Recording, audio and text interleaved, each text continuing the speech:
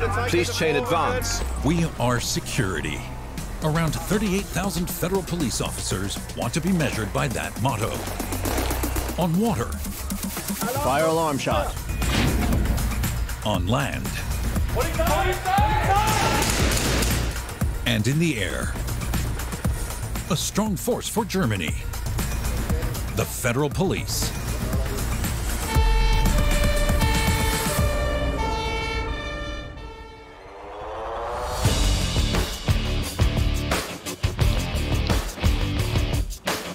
The Hünfeld Federal Police Department in Hesse has a ready-to-go AS-332L1 Super Puma helicopter from the Federal Police Aviation Group stationed on the helipad.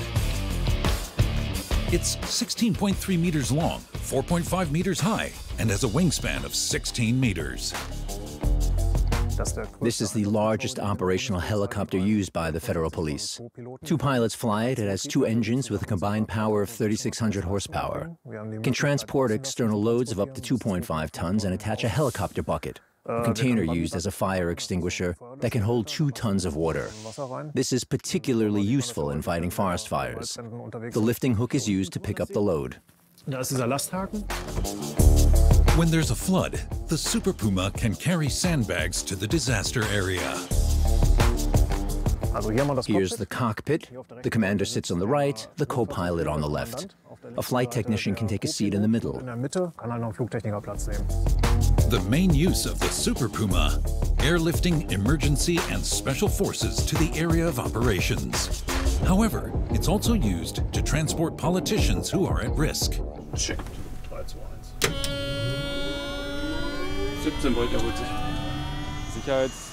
The rotors are of utmost importance when dealing with helicopters. It's not safe to approach it from the rear, as the pilots may not be able to see us, making it a dangerous zone. It's crucial to deploy quickly through rapid air loading, especially when dealing with perpetrators who are attempting to cross our borders. Since they can't be reached quickly from the center of Germany, helicopters and air transport are a logical choice. We're always prepared for action. Once the helicopters are on site, we can be airlifted to any location in Germany at any time. The Federal Police's Aviation Group has Europe's largest police helicopter fleet with 94 helicopters, including 23 Super Pumas. The BFE Plus is a specialized unit of the Federal Riot Police that provides support to the GSG-9 in anti-terrorist operations or to combat serious crimes. The Super Puma is approaching the drop zone. We can't disclose our approach for tactical reasons. It's of course difficult to fly and land in dangerous areas. Our skilled pilots determine the landing area, considering the aircraft's capabilities and safety measures. They know where to land safely in hazardous areas. Transporting emergency forces by helicopter is a particularly risky undertaking, as the aircraft can be easily targeted by armed opponents on the ground. To mitigate this risk, the Federal Police officers first secure the surrounding area, allowing them to react quickly to any threats. During the mission, the police helicopter returns to its base. The pilot pulls the Super Puma up as quickly as possible to reduce the risk of being targeted. Chief Inspector Stefan M. has been an operational pilot with the Federal Police for 16 years. In situations where there's no suitable landing site or landing would be too dangerous, he drops off the special forces from the air. The GSG-9 unit, for example, employs fast roping, which involves gliding down. Additionally, the GSG-9 has a parachute group that is typically dropped via the Super Puma aircraft. The Super Puma flies up to a height of 2,900 meters, reaches a speed of 262 kilometers per hour, and has a range of 840 kilometers. The BFE Plus task force secures the landing zone and marks it for the pilot. The Federal Police have requested the helicopter by radio for the return transport. Securing the landing zone and its surroundings can be challenging, regardless of the size of the site. It's important to consider what can be damaged by the engine, since the machine is fully loaded with 8.6 tons. Ensuring that everything stays properly secured is crucial, and I have to take care not to overshoot.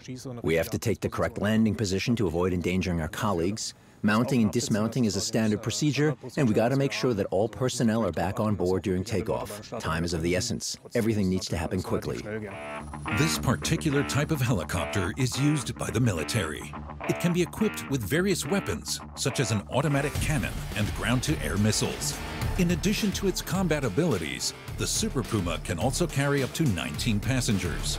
After successfully completing their mission, the pilot safely takes the members of the BFE Plus back to their base at the Hünfeld Federal Police Department.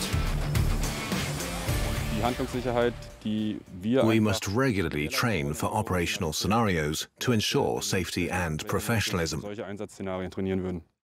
Cuxhaven on the North Sea. The Federal Police and German Coast Guard have docked one of their 4 new multifunctional vessels, the BP-82 Bamberg, at the pier for a crew change. The Bamberg is an impressive 86 meters long and 13 meters wide. After 6 days at sea, the current crew will be replaced by a new force to take up their duties.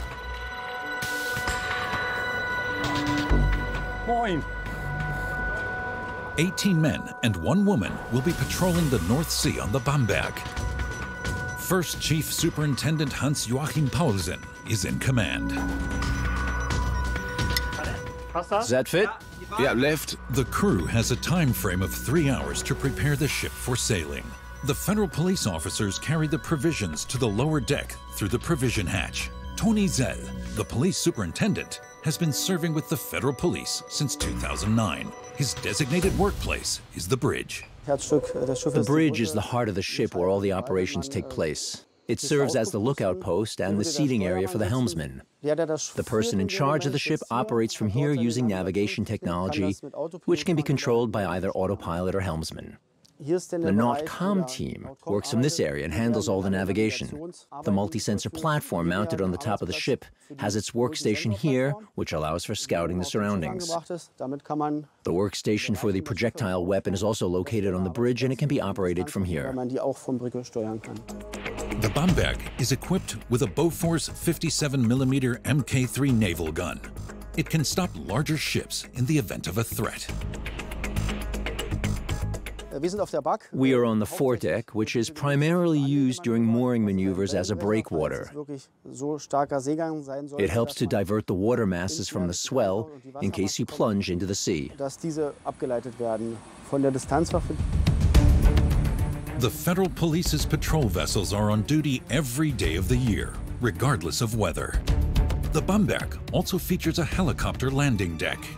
This is the landing deck for helicopters operated by the Federal Police.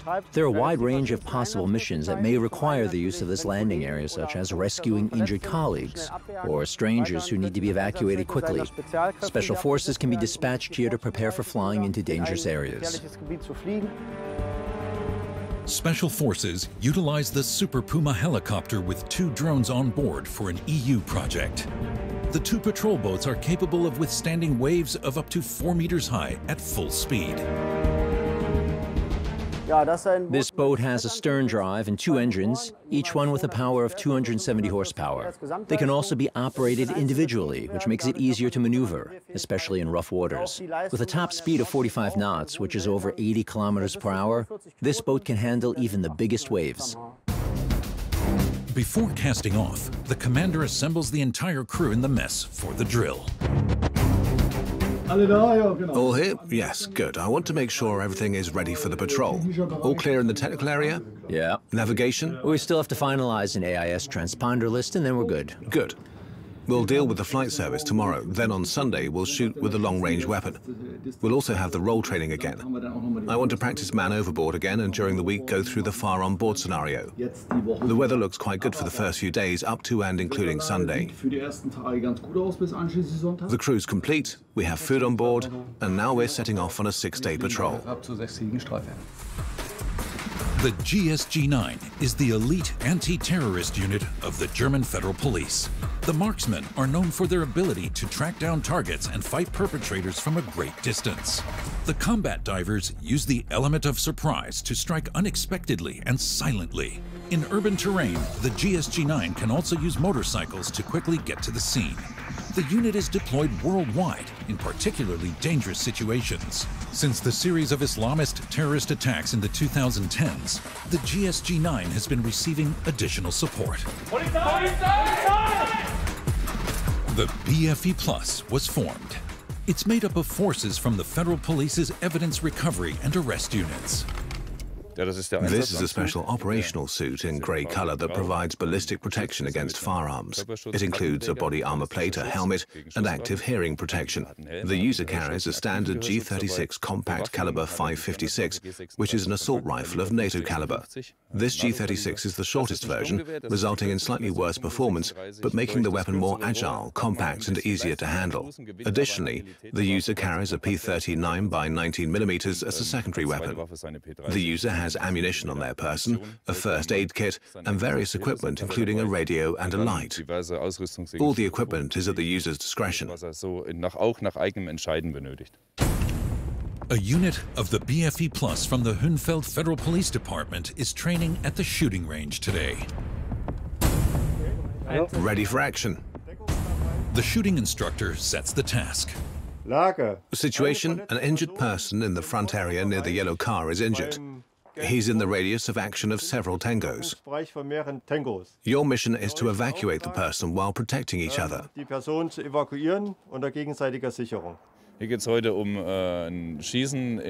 Today it's all about shooting in a small team, about the forces working together. They must carry out a tactical task using the firearm with the aim of improving precision and teamwork. It's about the effective use of firearms and tactics. All clear? Ready. For this line of attack, the men advance in teams of 2.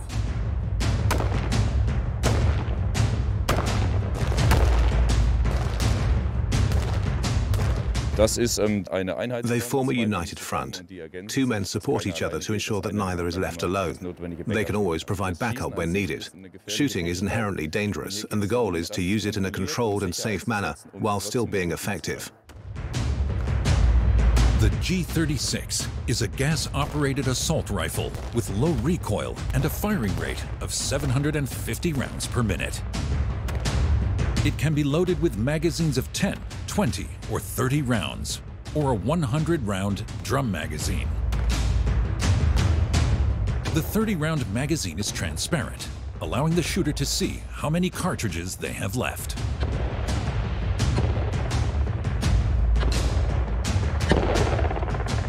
Loading. The first team has arrived to assist the injured man. The enemy is being continuously fired upon and suppressed until the men can safely evacuate the victim using a stretcher. Their next objective is to provide cover during the retreat. The G36 compact rifle is lightweight, weighing only 2.8 kilograms thanks to its carbon fiber parts. It can be set to fire in single shots, bursts, or full automatic mode.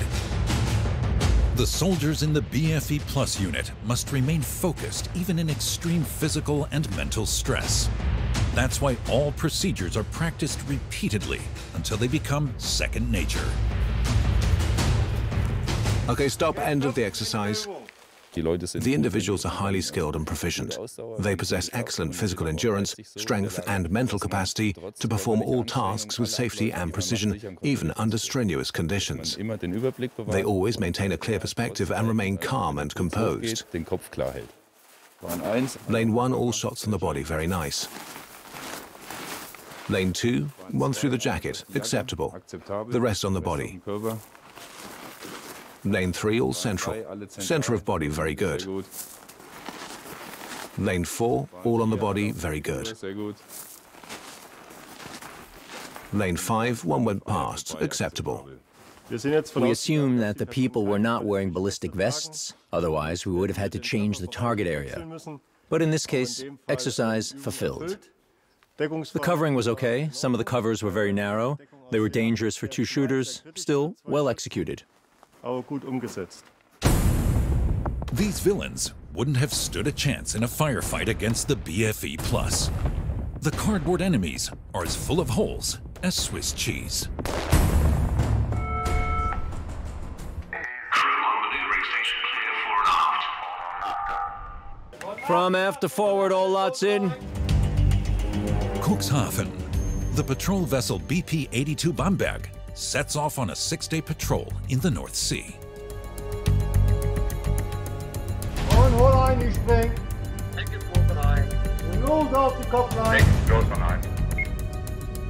The men and women are police officers and sailors at the same time. All slacks in, all slacks in. 2 more. When casting off, the commander sails the ship from the yardarm at starboard. From here, he has the best overview. Warsaw Typhoon. Warsaw Typhoon.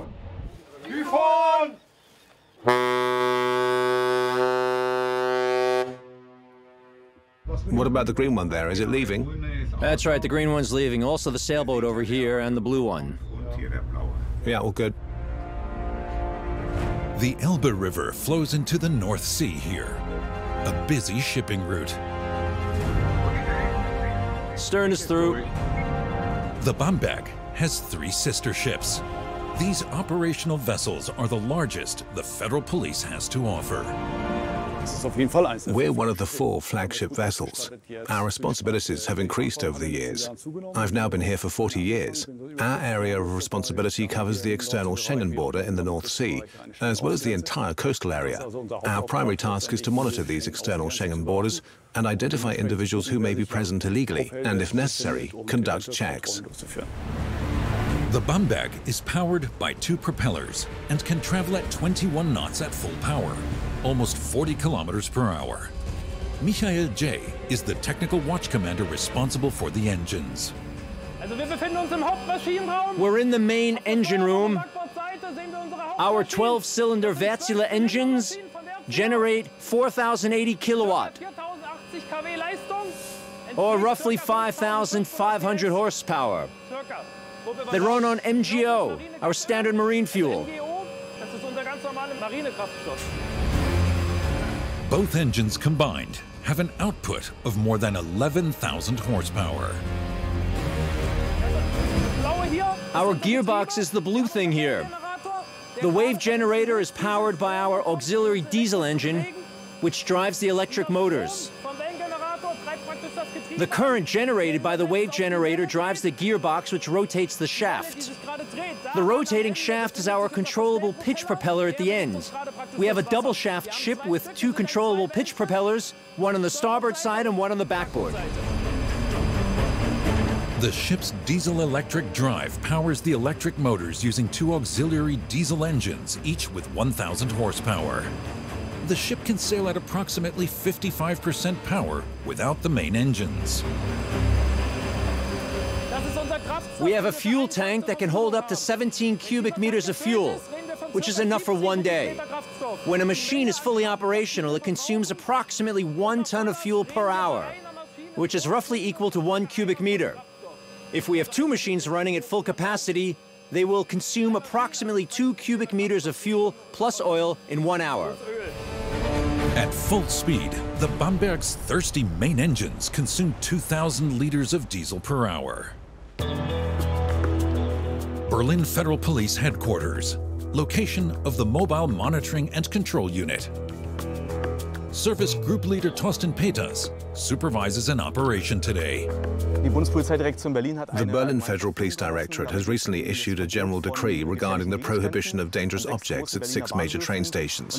Today we'll be conducting checks at these stations to ensure that passengers are not carrying any such objects. It's Saturday afternoon.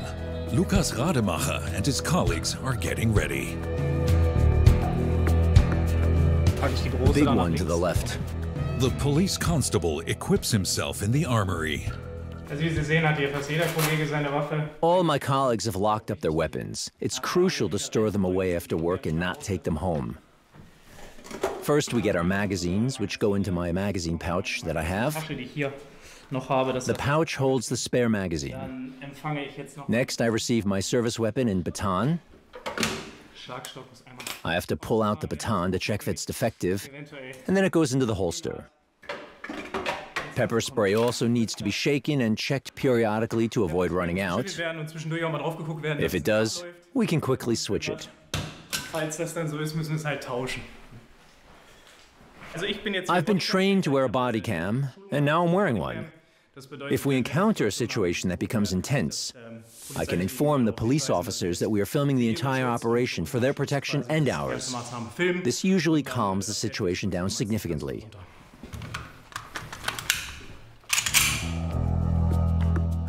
The night before, the federal police had already seized numerous dangerous objects, weapons, and drugs. Train stations such as Alexanderplatz and Warschauer Straße, in particular, are classified as so-called crime hotspots in Berlin.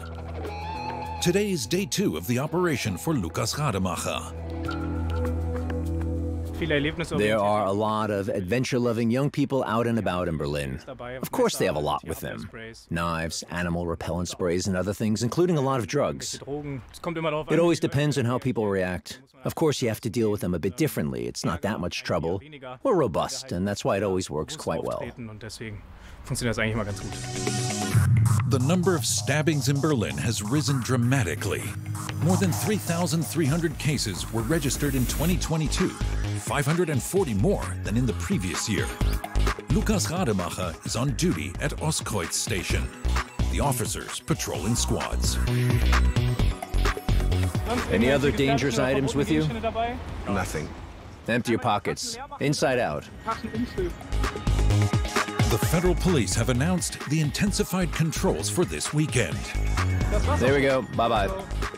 Via posters, the internet, and repeatedly via loudspeakers. Sie, dass die Bundespolizei ein Mitführverbot von gefährlichen Gegenständen auf diesem Bahnhof erlassen hat.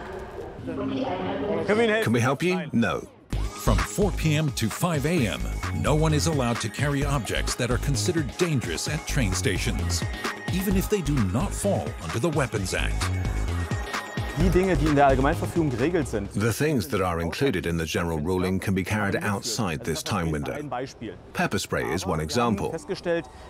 We've noticed that when it comes to disputes, some of which are of banal origin, weapons were used when carried. Sometimes they cause serious injuries.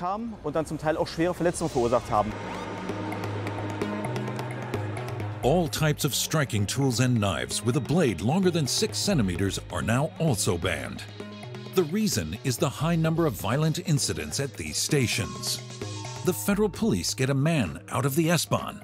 He insulted other passengers. It's taken you a long time to get your ID out. The man stands out because of his clothes. He's wearing a tactical vest. It looks militaristic. We're now checking to see if he has any other items on him that are prohibited. As part of a general ruling at Ostkreuz station, we are allowed to check your bags today. To make the process a little easier, just listen to me until the end. Why don't you book me? Just listen up. We can do this in a peaceful manner. I can understand that you're upset. We can do this peacefully or not. Do you have any dangerous objects with you? Knives, drugs? No, I've never attacked you, and I've never even been to a demonstration. It's you who's attacking me. We're going to look in your bags now. Yes, do it. I gave you permission. All right. Just like in the Nazi state. The federal police remain calm. The man has no choice but to submit to the check. That's an alarm pistol, right? The officers quickly discover something. We found an animal repellent spray during the search. As per the general decree, carrying it is not allowed today. Cartridges for a blank firing weapon have also been found. I just asked you if you have any dangerous objects on you. That's not dangerous. Any knives or weapons? I'm allowed to carry it for animal defense. What's the pepper spray for? It's for animal defense, but I've never had to use it before. Still, it's not permitted to be carried at Ostbahnhof today.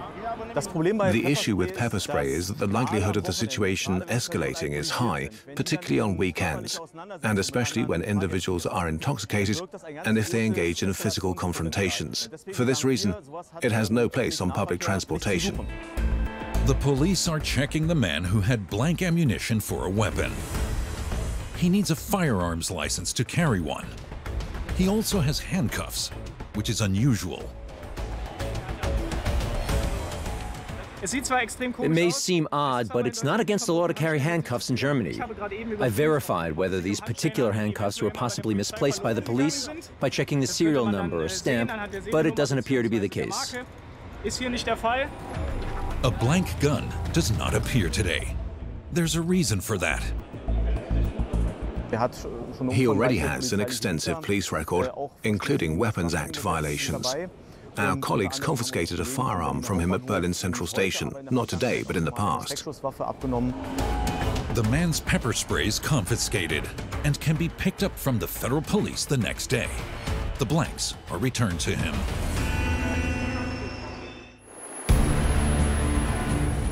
The Federal Police's Sea Patrol vessels protect Germany's 888-kilometer sea border and 400-plus ports. The BP-82 Bamberg and its crew, commanded by Hans-Joachim Paulsen, are on a 6-day patrol. We'll be sailing out into the German Bight, which is the operational area of the Federal Police in the North Sea. This area extends from the German-Dutch border to the German-Danish border and covers a distance of over 400 kilometers. The entire area is divided into sectors, and as part of the Coast Guard network, we're assigned a sector every day. In the next 6 days, we'll cover a significant part of these sectors. The Federal Police has an operational area of approximately 56,000 square kilometers in the North and Baltic Sea. We'll be moving up north tonight and covering the west coast of Schleswig-Holstein. Tomorrow, we'll be in an area with critical infrastructure that requires more attention. We're paying extreme attention to the attacks on Nord Stream 1 and 2, which is why we're particularly focused on the wind turbines, pipelines, power lines, and data lines in the area. The fight against piracy and terrorism is also one of the tasks of the Federal Police. Mark Wandke is responsible for the weapons on board. Our security area, armory, and ammunition storage are located down here. We also have NBC protective equipment stored outside the armory. Forensic cases and body bags are also here. And last but not least, this is our armory. We currently have 2 G8s and 4 MP5s aboard. We use the MP5s for carrying out inspections on other ships, and the inspection teams take them with them after we're done. We use 9x19mm ammunition and have barreled magazines that can hold up to 30 rounds. You can choose to shoot in single fire, 3-round bursts, or switch to automatic fire. Each officer on board carries a service pistol, which is stored separately. The G8 is similar to the MP5 in terms of safety, whether you're using single fire, 3F burst, or burst fire modes. Typically, we use 20-round magazines and shoot 7 62x51mm bullets. We use a telescopic sight. We have a special frame on the upper deck. The mission ship's heaviest weapon is the 57mm Mk3 naval gun located on the forecastle. Here's our ammunition storage area. It's strictly secure and must be marked with warning signs. The use of phones, open flames, and lighters is prohibited. The number and types of ammunition stored here are confidential. Can you get the gun mount and the telescopic sight? The Bamberg has a total of 8 G8 mountings, 4 at the front and 4 at the rear of the ship. First, the gun mount should be placed in position. The safety pin should be inserted in the box to prevent the mount from jumping out while firing.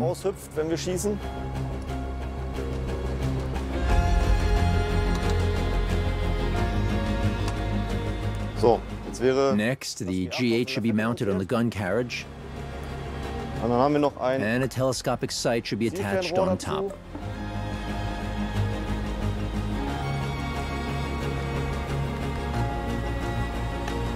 The gun carriage has a limited turning range to avoid shooting one's own ship. The magazine needs to be loaded once, and then the weapon will be ready to fire. With the G8, federal law enforcement can use both magazines and cartridge belts. The light machine gun is a suitable weapon for special circumstances. We check other ships for potential threats, but in some cases we may encounter a ship that refuses to let us board. Our Maritime Intervention Group may have to use force to gain access. To ensure the safety of our team during boarding, we can use the G8 with our telescopic sight to provide cover from the mothership. The G8 machine guns can provide a 360-degree defense. Additionally, the Mk3 onboard cannon has the capability to hit targets in the air and sea at a range of up to 13 kilometers. However, its field of fire is limited due to the ship's superstructure.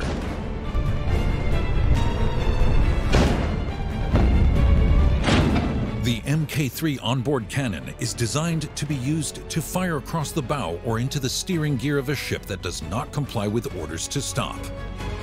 It's also used to support special forces, such as the GSG-9. This group is responsible for combating international terrorism and organized crime at sea. When GSG-9 boats need to come on board, we're able to do that. We leave the stern flaps at the back of the boat and lower them. Then we provide them with a line which they pick up and drive up onto the hatch. After that, they're pulled up using the winch. Finally, we secure the boat using a chain. The GSG-9 has its own patrol boats that it utilizes to approach target ships on the open sea. The special unit also houses a combat diving team that operates both above and below water.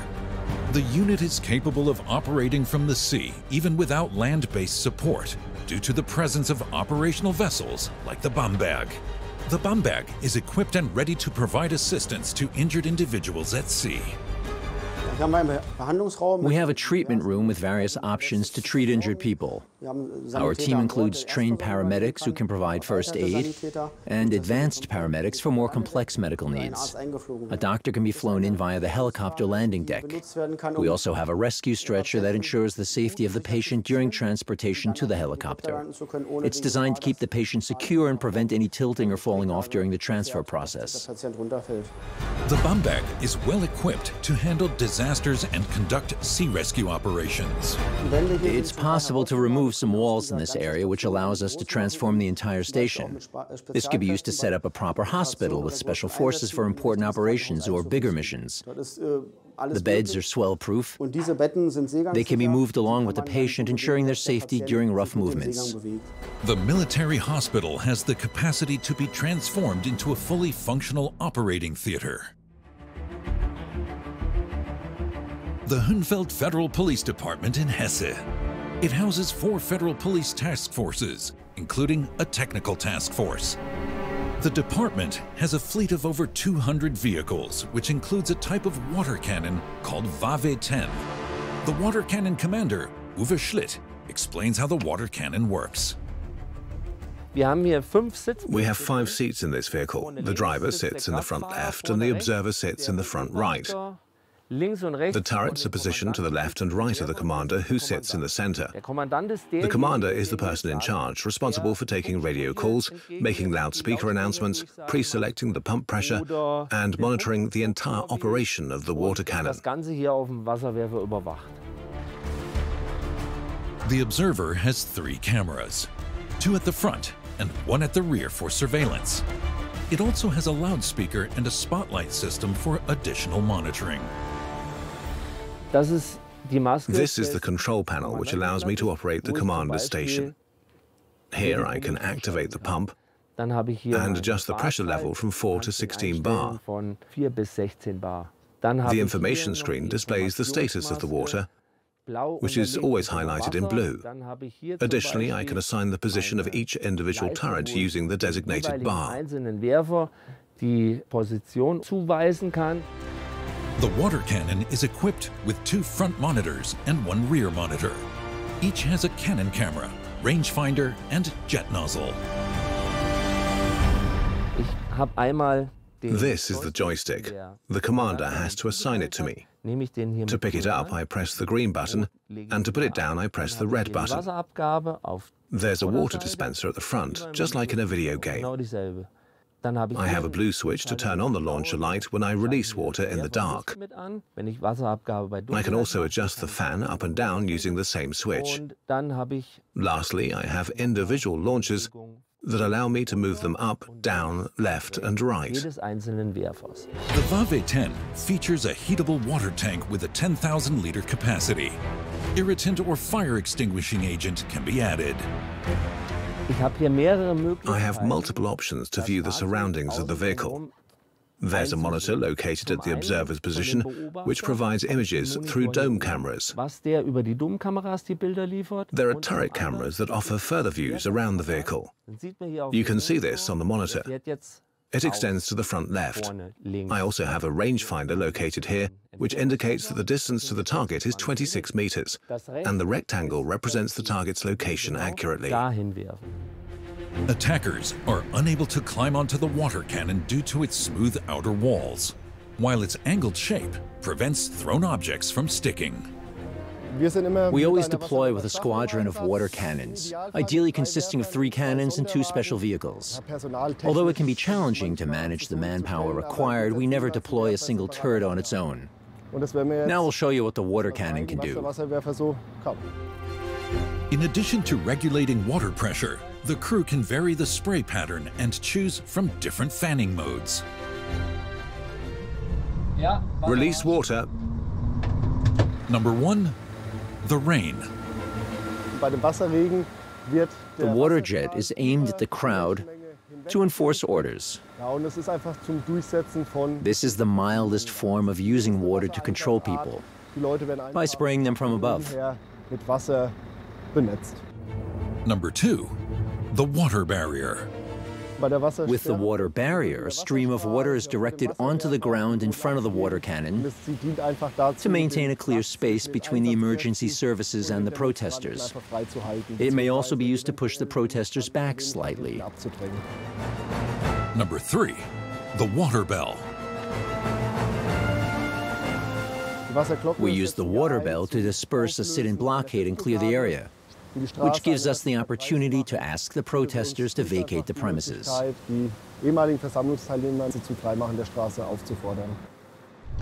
Water level 5,300. Number 4, the targeted water burst. This is the most aggressive form of water discharge, used to target troublemakers, criminals, or people throwing stones at police officers. It is a forceful and high-pressure approach. The primary function of the water cannon squadron is to manage unruly protests. It can also be utilized for disaster management during instances of wildfires or flooding. The VAVE 10 costs around 1 million euros and has 410 horsepower. That's good, yep. The crew of the water cannon can protect it by creating a wall of water. This can make it difficult for attackers who are throwing stones, shooting bullets, or fireworks. In case an incendiary device is thrown at it, the VAVE 10 has self-protection nozzles on the roof and underbody to extinguish the fire. The front launchers have a range of up to 65 meters, while the rear launcher has a range of up to 50 meters. All launcher tubes are on a swivel to provide flexibility to the crew. We can shoot out the water from almost every angle. At maximum pressure with uninterrupted water delivery, the water tank is emptied in 4 minutes. However, the VAVE 10 can be refilled from hydrants or any open body of water using a suction hose. Back on the BP-82 Bamberg in the North Sea, Commander Joachim Paulsen is responsible for ensuring that the 19-strong crew functions properly. Drills are a daily occurrence on board.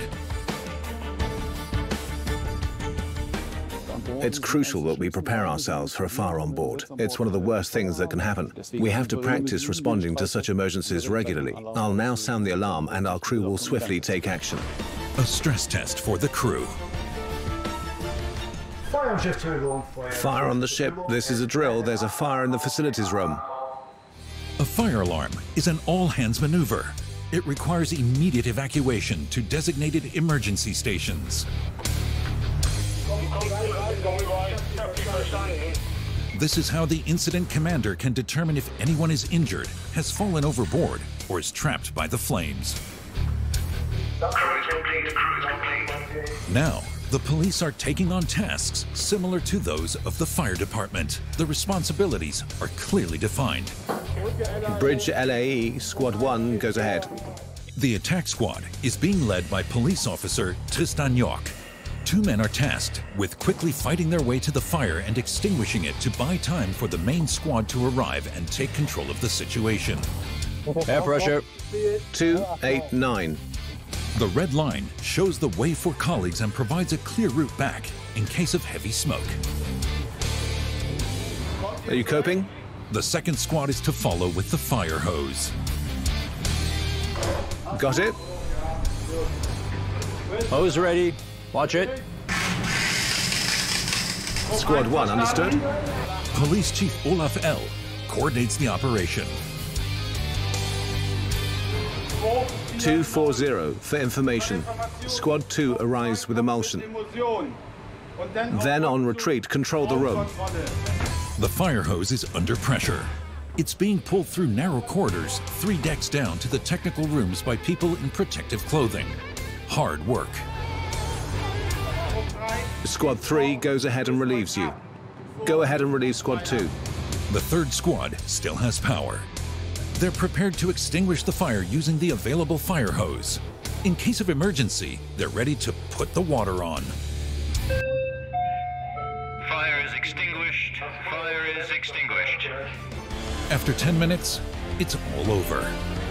The team is following a pre-planned role assignment for emergency situations. Each member knows their specific task based on this plan. The team is training for the worst-case scenario, which is a fire on board. Although the training can be exhausting, it's necessary to ensure that everyone knows what to do in case of an emergency. There should be no room for routine, as this is a matter of life and death. Georg Rachel is now in charge of the night watch on the bridge. Maximum attention is required as darkness falls in the busy waters off Germany's coast. We have an autopilot system, but we can still manually control the ship using the hand rudder. I can steer the ship using the joystick too. Currently, we're on a course of 282 degrees. If I move the joystick to the right, you can see the numbers increase towards the starboard side. From 282 degrees, 4 degrees towards starboard. I can adjust the course by 1 degree at a time using the joystick. The federal police monitor traffic at night using a mast equipped with a laser-controlled night vision device, thermal imaging camera, and radar. It provides them with the necessary information. This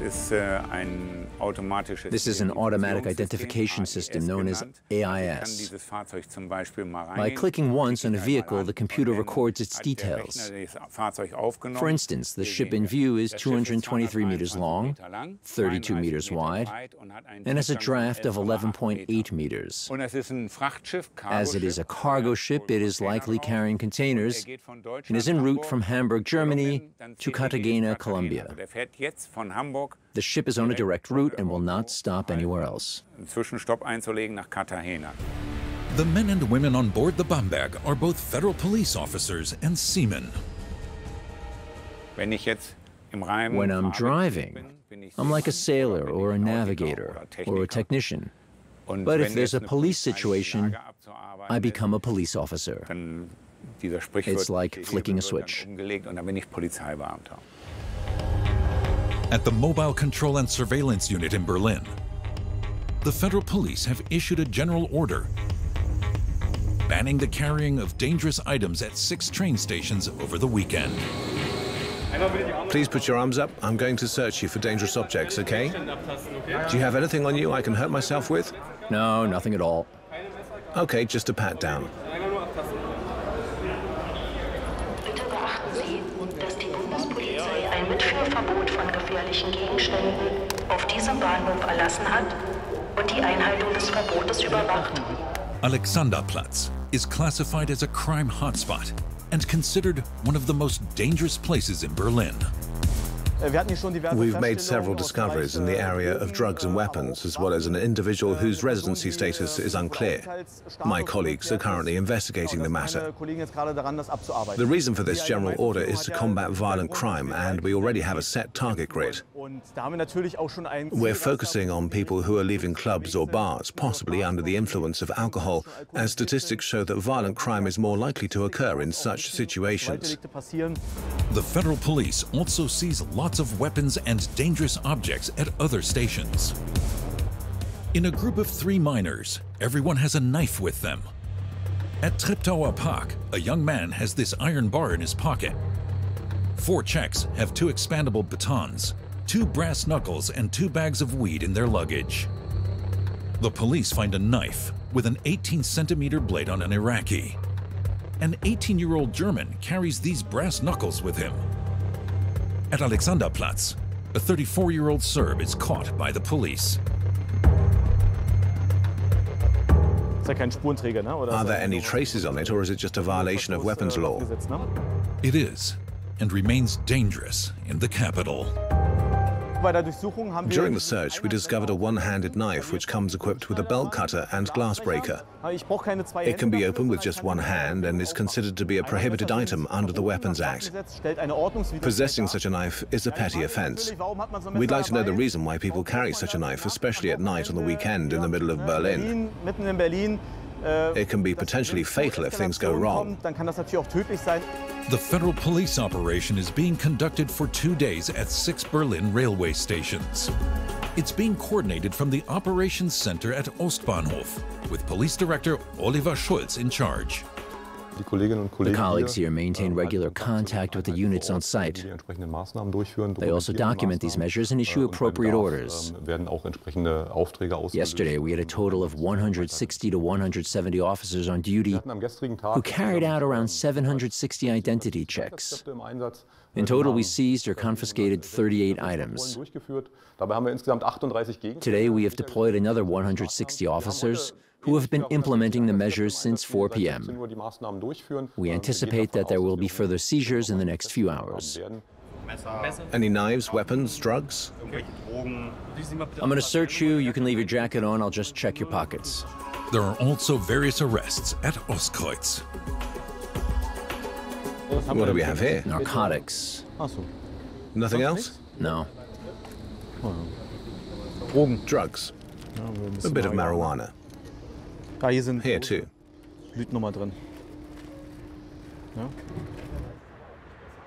This is from the last 4 hours alone. A window hammer. Why? And psychoactive mushrooms, known as magic mushrooms. We found various drugs. The federal police are primarily looking for dangerous objects and weapons. This man was caught with a vendor's tray of drugs.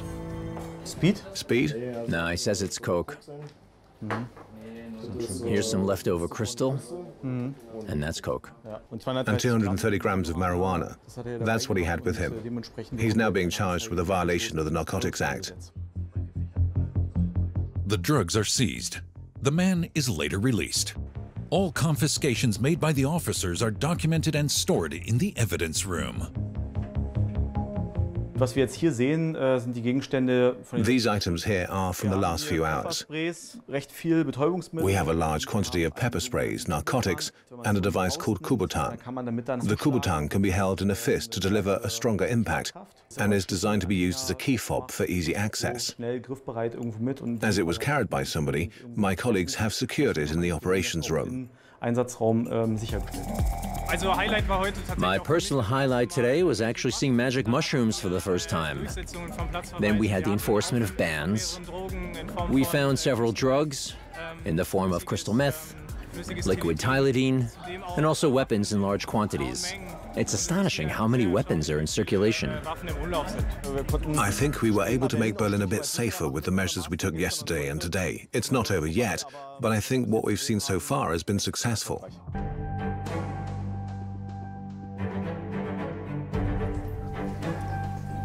The Federal Police Department in Hünfeld, Hessen. Approximately 250 members of the Federal Police were gathered by Chief Superintendent Jürgen Bohl for a large-scale exercise. The situation we're practicing today is common. There's a soccer match where two opposing fan groups are present. The journey to the stadium was peaceful,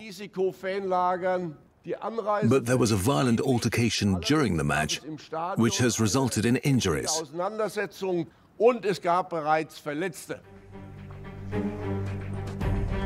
A demonstration is being simulated, with federal police officers acting as violent soccer fans.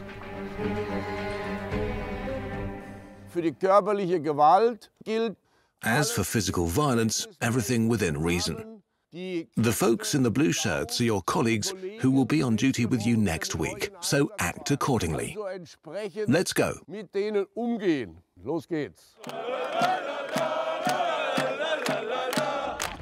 A group of federal police officers accompanies the fans, who have come from far away, towards the local train station. A punch, a kick, a strike. Hate, hate, hate. Hate them, like never before. The police have surrounded the fans who pose a risk. Two platoons with reserve forces and a water cannon unit are standing ready at a distance. The chief of police, Michael Busse, is leading the operation. Suddenly, opposing fans of the home team appear and provoke the crowd. Hey, you wankers! Come here, you assholes! The situation escalates as fans breach the police cordon. The platoon leader halts the pursuit on orders from the commander. Cordon them off. Freeze the situation and take charge of the cordon at your current position. I will follow the forces. Michael Busse decides to deploy the reserve forces. Consider the situation before taking action. If it's peaceful, then there may be no need for intervention. However, if there are provocations or crimes, it is advisable to bring in the closest people immediately. This will allow for a timely and appropriate response with adequate strength. All cops are pigs. The commander is in contact with all units. The next instruction is for those in charge of the water cannons. I want you to position yourselves at the back of the line. As soon as the first bottle is thrown, go for it. Last year, the federal police conducted 1,650 operations related to soccer, resulting in over 500,000 deployment hours. Stop your illegal actions immediately. Compared to the previous year, the number of attacks on federal police officers has risen significantly. The other side too, full width of the road. Stop. Violent soccer fans, serious riots at protests, attacks with stones, bottles, and fireworks. Daily business for the officers. The best insurance is having the support of those around you. When you approach a challenge with professionalism and good preparation, and have the right team and training, you can go into the situation with confidence that will all work out in the end. But this type of work is not for everyone. It requires the ability to handle spontaneous and unexpected situations. You have to have the right character for it. Fireworks are not a crime. Get lost, you bastards. If possible, move up behind the police line with 2 water cannons and threaten to use them. Get closer, get closer. Attention, this is a police announcement. You're throwing stones at people, creating obstacles and setting them on fire. Stop your illegal actions immediately. If you don't comply, the police will use direct force against you. Open the police cordon. The rioters make no attempt to stop their aggressive behavior. The water cannon is used.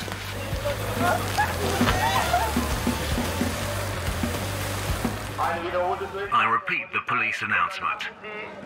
Refrain from throwing objects at the police. When stones and bottles are being thrown, it is always advisable to have a water cannon at your disposal. Police and the water cannon team should operate together. The rioters retreat until they're out of the cannon's range. Move forward, move. The barricade on the main road is now being cleared by police. The Federal Riot Police deploy Special Vehicle 4 with a clearing blade.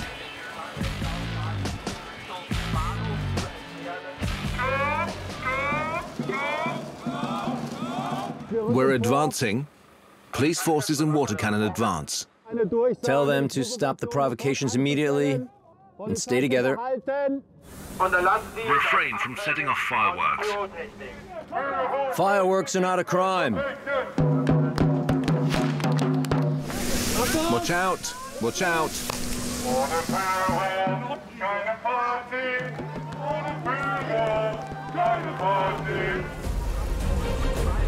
The firefighting teams are deployed to combat fires, especially in cases of fireworks. In the previous year, 709 federal police officers sustained injuries while on duty. Who reported an injured person in the police line? Friend or foe? Approach the cordon on foot from the rear and pick up the injured person. Platoon officers have trained paramedics who provide first aid to injured colleagues. They practice treating simulated injuries, including head wounds. The Evidence and Documentation Unit uses specialized vehicles to identify criminals in a crowd. These vehicles have advanced technology to quickly pinpoint suspects. This vehicle has a mast with a video camera that can extend up to 4 meters. The camera can film from above the crowd to record criminal offenses. The camera can rotate 360 degrees in any direction. This is the joystick and this is the camera. I can control the camera with the joystick and access all the functions. I can operate it just like a camera that I hold in my hand. The task of the German Federal Police includes protecting Germany's maritime borders. The BP-82 Bamberg is one of 4 new Federal Police Sea Patrol vessels cruising the North Sea. Hans-Joachim Paulsen is the commander of the 19-strong crew. We're currently monitoring the wind turbines. We have the gas pipeline and a data cable here. They are critical infrastructure for Germany. Since the attack on the Nord Stream 1 and 2 gas pipelines, Germany has paid more attention to protecting critical infrastructure. The Bamberg monitors shipping traffic, is used for sea rescue, and hunts down polluters. We're currently using a drone. Later today, we'll fire the alarm shot with a long-range weapon. We're still in the training phase. Using it is still special for us.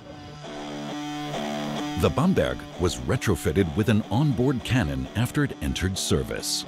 3 federal police officers are responsible for the onboard armament.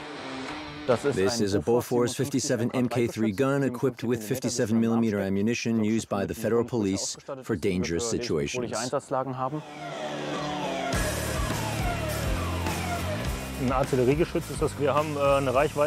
It's an artillery gun with a range of over 14 kilometers and a fire rate of 220 rounds per minute. That's almost 4 rounds per second.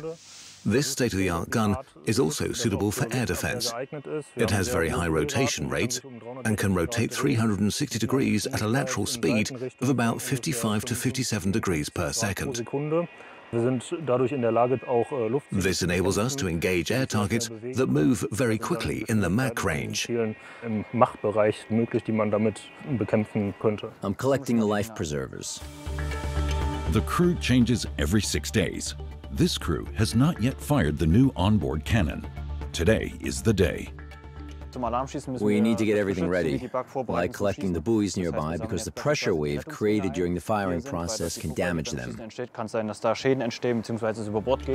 The crew is removing the position light from the bow. The boom needs to be taken down to avoid being in the line of fire. Of course, we're looking forward to using it now.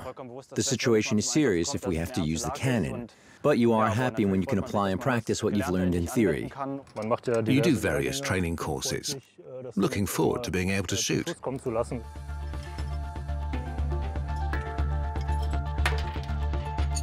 The upper deck is clear. Now, the men take care of the cannon. We're currently conducting a technical inspection of the cannon's interior. The barrel is equipped with a recoil buffer, which slows it down.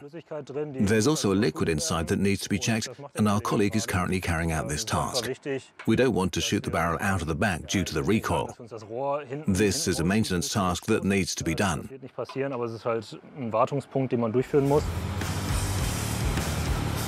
The turret checks are complete, and the hardware is ready. The gun scans the field of fire and compares it with stored data. It leaves out the entire superstructure of the ship and the bridge to prevent any damage to the pipe and to ensure that we can aim properly without shooting ourselves. We always conduct a test to make sure the system is working. This ensures that we won't accidentally shoot ourselves in the process. The German Federal Police justify the robust appearance by citing new challenges they may face at sea, such as the threat of international terrorism. Sometimes there are situations at sea for which the normal police are not adequately equipped. When we encounter certain ships, for example. With our ship, we can just break through steel, shoot rudder systems, or damage engines. We can fire a shot across the bow. The water column is almost 20 meters high. Rioting in front of the Hünfeld Federal Police Station.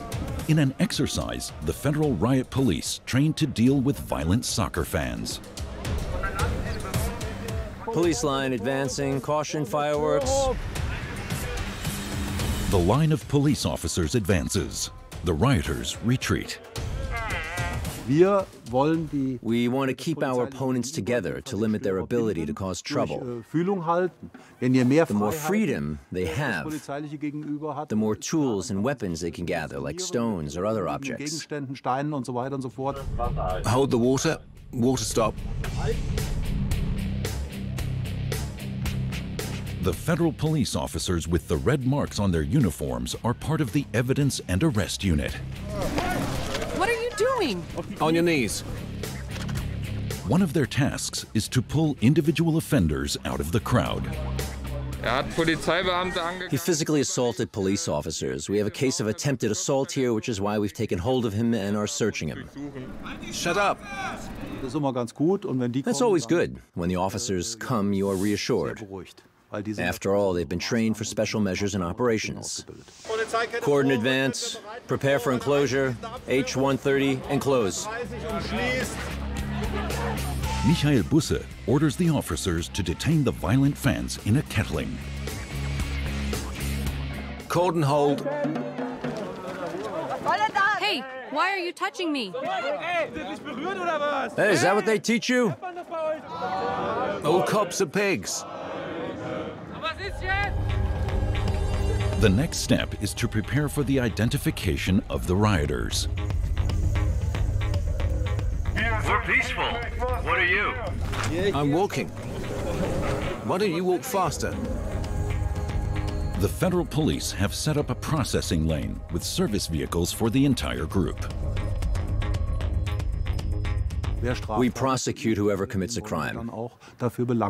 Take the first people out now. I'll stop with the announcements and go. We see the first person being pulled out. The other protesters are supporting him. The barrier will remain in place to prevent anyone from breaking out or any other mishap. Hey, what are you doing, you wankers? That's good. That's how I want it. The federal police are now taking people away one by one. They search them, take down their personal details, and if necessary, file criminal charges for resistance to state authority and for breaching the peace. Come with me. Now it's getting better. Very nice. The scenario seems real, even if this is an exercise. The more aware you are of potential outcomes, the less surprised you will be. Because this is what we do every day. Andreas Niklasch from the Evidence and Documentation Unit analyzes the video footage. This is the person? Throwing something at a police officer, right? Exactly. This is the photograph. Here you can see the person who injured the officer. Look at me. We have the footage in the vehicle. It can be processed now. Very good. I need to inform you that you're suspected of committing a criminal offence. According to the evidence, you threw an object at a police officer, causing her serious head injuries. This act is considered a breach of the peace, as well as dangerous bodily harm. In a real-life scenario, the woman would have been taken before a magistrate. However, the federal policewoman is not a criminal and was playing the role of a rioter during an exercise carried out by the Hünfeld Federal Police. Exercise leader Jürgen Bohl is satisfied with the troops' performance. The riot police serve as the fire department of the federal police. Whenever there's a situation that requires our intervention, we are deployed. Thanks to exercises like this, our interactions have been working very well. On board the BP-82 Bamberg in the North Sea, the Federal Police Sea Task Force has arrived at the firing area northwest of Heligoland. We have a long-range weapon because there are legal requirements that may make it necessary to stop other ships, and for that we need to be adequately equipped. We're getting ready to fire a warning shot, which we will be practicing regularly in the coming days. Although this is our first time, it will become routine later on. The sharp shot is a maneuver in which the entire crew is involved. The turret itself remains empty. Crew members on older gunboats used to sit inside the gun apparatus. This is no longer the case today. The gunboats are now controlled from the bridge using a fire control system that includes an MFC and a console where an operator sits. The Mk3 naval gun is equipped with highly sensitive sensors. We have an EOS device here. It comprises a TV camera, an infrared sensor, and a laser targeting sensor. The pipe camera mounted below the pipe allows us to see the position of the pipe in relation to the target from above. Above that, we have a muzzle velocity radar that measures each shell individually. The shot deviation of 0.7 millirad gives us a scattering circle of 70 centimeters at 1,000 meters, making it a highly precise device. The 7.5-ton Mk3 requires only a small opening in the deck and little space below deck. The final touches before firing. Here are the ventilation flaps for below deck. When we shoot, there's a lot of smoke and residue. It could spread everywhere, which of course is unhealthy. These are the final preparations we need to make before shooting, including removing the muzzle cap. In an emergency, we can simply shoot it off. The officers have to clear the back. Now it's going to get serious. The deck is closed during shooting. The watch commander warns nearby ships via radio. All stations, this is German Coast Guard vessel Bamberg on VHF channel 69. Gunnery exercise will be conducted in the military praxis area Echo Delta Delta 44. All ships are requested to keep a minimum safe distance of 5 nautical miles. Coast Guard vessel Bamberg out. The deputy commander prepares the ship's hospital for an emergency. I need to initiate the oxygen supply system. 2 compressors that produce medical oxygen. The oxygen we produce is then directed through the main line, which runs all the way to the front of the first aid room. We are fully prepared for any worst-case scenario.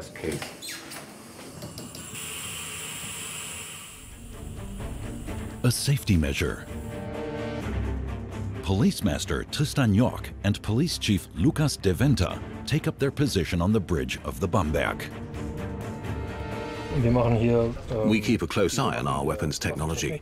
We have a direct connection to the weapon and can monitor its ammunition status. Additionally, we use sensor data from the computer for operational monitoring to assist the operator in the fire control system and help lighten their workload. This support is provided to ensure that the operator can focus on their own tasks without being overwhelmed. The tension is palpable. The commander initiates the firing procedure. It follows clear rules. Okay, then here we go. Prepare and load 1 shot. Command alarm at bearing 355 right, distance 1250 meters. 1 shot, 355, distance 1250 meters, is prepared and loaded. Weapon loaded. Weapon loaded. Video recording started.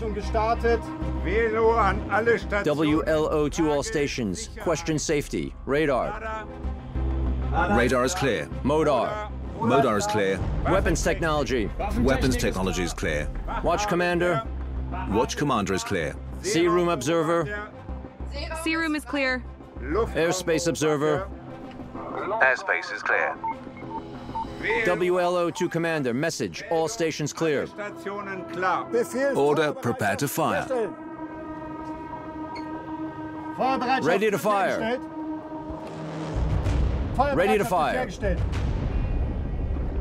Once the gun has the target in sight, it automatically follows it and compensates for the movement of the waves. Command, fire alarm shot, fire. Alarm shot fired. Hit observation. Water column detected. Weapon safe.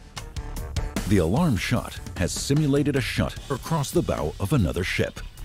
The Mk3 can fire 4 shots per second. Commander to FLS operator, command, fire. Fire. The 57 caliber gun is capable of firing various types of grenades. It also has programmable fuses for time-delayed detonation. The main magazine has a capacity of 1,000 rounds.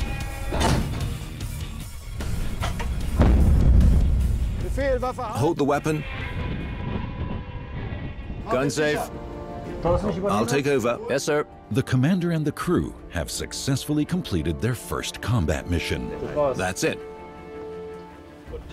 From a technical standpoint, there's nothing to complain about. Everything is flawless. The onboard weapon worked very well. Everything went wonderfully. The teamwork also worked well. I'm delighted. That's a load off my mind. It's a huge responsibility that we have. It's good. I can go to sleep happy. Now it's time to clean up. That's the not so nice part, but it has to be done. Frankfurt am Main Airport. 360,000 flights a year, 150,000 passengers a day. Terminal 1 is home to Police Station 3. Chief Superintendent Florian Böhm starts his shift. At this location, the group leaders are responsible for managing the daily service.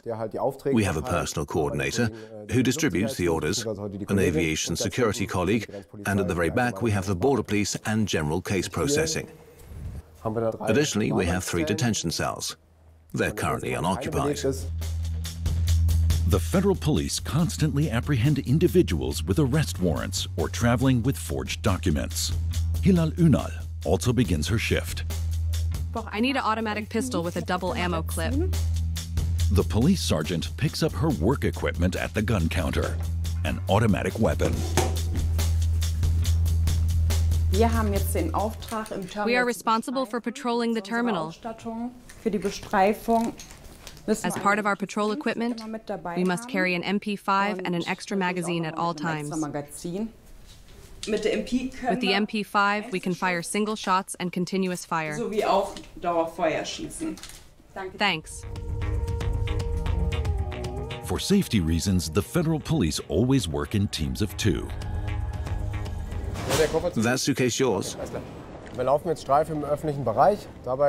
We're patrolling public areas, looking for suspicious activity, to ensure aviation security and safety. Florian Böhm receives a radio message through the button in his ear, requesting the patrol team's support on the arrivals level due to a dangerous situation. Hi, is that the object? That's it. Shall we block off an area behind the elevator, and you do another area towards the stairs? It's a common occurrence at the airport that passengers leave their luggage behind. The concern is that we can't determine if it's merely an oversight or if there are underlying motives. There's a possibility that the luggage contains explosives or prohibited items. We have a barrier here. You have to leave the area. Please leave in that direction. We have to cordon off here. The federal police at Frankfurt Airport have an average of 2 to 3 such operations a day. We expel people from the area. We must keep them away from the danger zone, which is potentially there. We don't want to put the travelers or us in danger. Und auch für uns natürlich. In their haste, some people forget the risk. Nein. Am I not allowed through? Oh God, I'm late. A group leader is called over the radio. She decides on site how to proceed. The leader of the group has determined that the object could be dangerous. She's requested the assistance of the defusal team to help make a decision. The diffusers will either X-ray the suitcase and evaluate the image to confirm that it's safe. They may take further steps. The terminal may need to be evacuated and a robot deployed to assist in defusing the bomb. The federal police has defusing teams that are specially trained for such tasks. They're on standby 24/7 at 15 locations across Germany. In Frankfurt, the defusing team arrives in a special vehicle. Chief Superintendent Florian Böhm and Police Sergeant Hilal Ünal ensure that the area is clear before proceeding with the defusing process. Our primary responsibility is to monitor the surroundings and keep an eye on individuals who seem curious about our security measures. We aim to prevent suspicious activities such as dry runs, where someone leaves a bag to observe the police's response. We should avoid anyone attempting to spy on our measures. Or possibly trigger a detonator with a cell phone. It's important to take every situation seriously, whether it's a rucksack or a small handbag, as we can't assume that it's empty. The federal police officer from the bomb squad has arrived. He's a member of the elite forces and must remain incognito for security reasons. If I understand correctly, they've decided to X-ray the luggage. This is then evaluated on the spot, and then they decide whether to take further measures or not. The diffuser carries a mobile X-ray machine to scan the suitcase without contact. They're analyzing the X-ray film on the vehicle and assessing whether it's dangerous or not. All based on the pictures. The police have received the all-clear signal on the radio. They are now investigating the suitcase for evidence that may lead to its owner. The situation is now relaxed. And surprisingly, the suitcase is empty. It appears someone has emptied it and left it here, as it's broken and the wheels are missing. The zippers are also damaged, and the lock at the top is already broken. It seems like the person who left this suitcase did so voluntarily, without considering the possible consequences at the airport. Someone has simply left their garbage behind. I don't understand why some people leave their belongings unattended. Many simply don't consider where they're leaving their possessions. This is a common behavior we see among travelers, who often leave their luggage unattended while they take a break. We often find ourselves holding their luggage when they return, and they simply say that they went out for a smoke. If anyone causes a police operation, they will be responsible for paying the costs, which can amount to several hundred euros. The suitcase cannot be assigned to anyone and will be sent to the Lost and Found office. It's Saturday afternoon, and there's a Bundesliga soccer game happening at the Ruhrstadion of VfL Bochum. The North Rhine-Westphalia State Police are conducting a major operation, with the first task force of the Federal Riot Police from Hünfeld stationed at Bochum main station. Michael Busse is leading the task force. Today is a very special occasion. The derby game between Bochum and Dortmund is known for hostility and has also experienced riots in the past.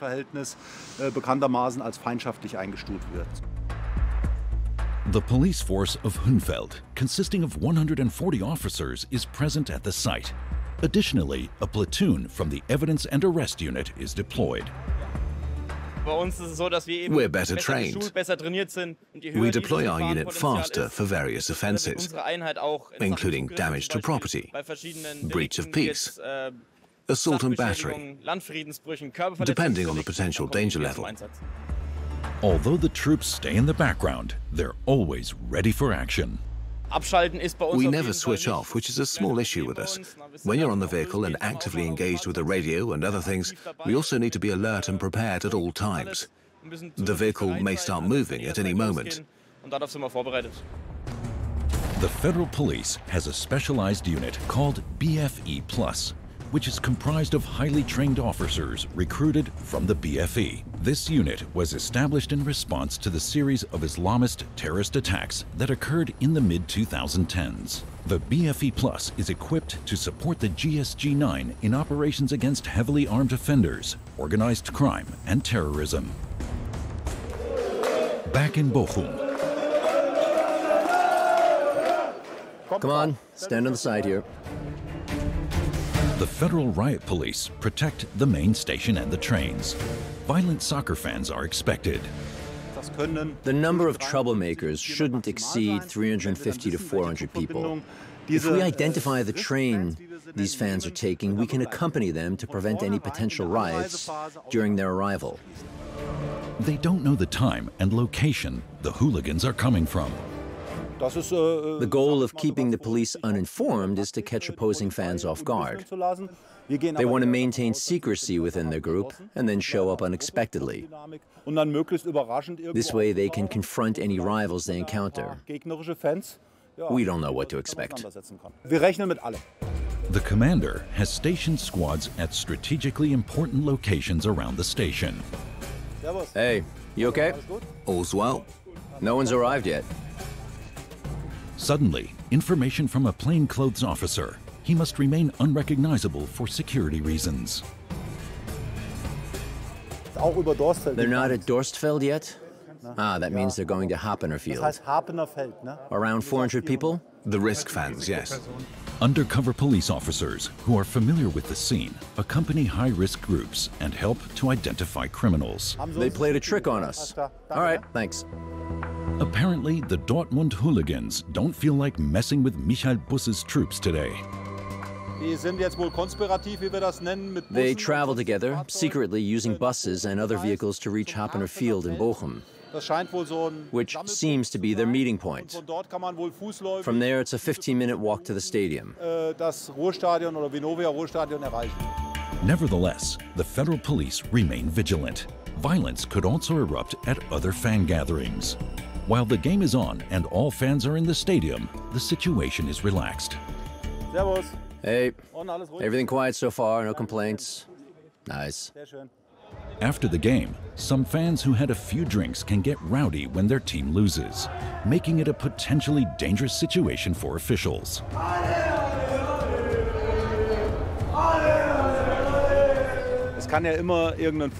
You have to be prepared for any potential travel route overlaps that may lead to sparks flying and trouble starting. Bochum is currently in a good mood. The team at the bottom of the table has unexpectedly scored 1-1 against the title contenders. The mood among the Dortmund fans is subdued. To prevent any incidents on the trains, police units travel with them all the way to Dortmund. Everything remains calm. Clear the door areas, keep your distance. The E train on track 5 has now departed. The first bunch is gone. Let's go and count. There are still many soccer enthusiasts at the station. Michael Busse receives a radio call about a possible disturbance. 2 squads of federal and state police are securing the rear entrance. Hey, do you need support? They were just running down the street or something. They saw us and ran away and turned back. Ah, the usual. What do you got here, 2 groups? We're only half a group at the moment.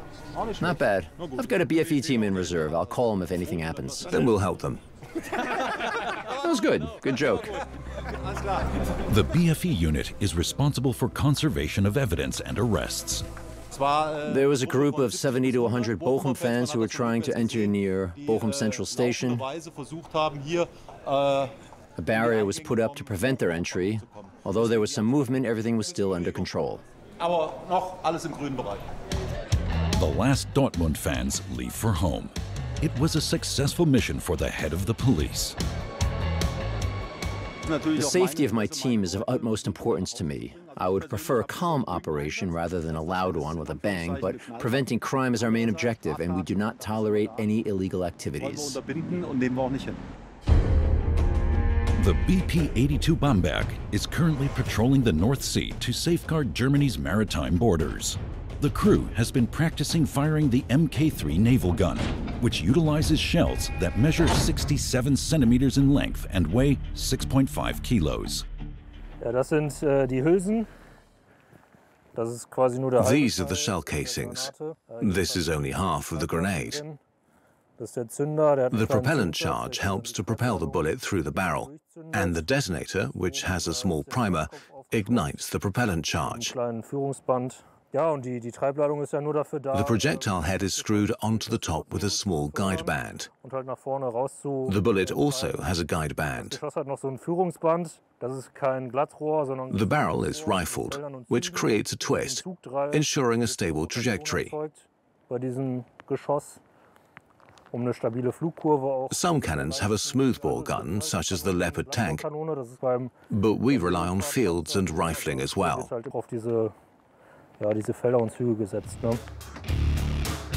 A smoothbore gun achieves higher muzzle velocity for greater penetration when engaging armored military targets. But the naval gun is adequate for Bamberg's tasks. They need to be degassed for a day to dispose of the powder from the propellant charge. Then the patrol will dispose of them later. We're leaving them here now. The federal police officers in charge of the armament are now cleaning the 4-meter-long gun barrel.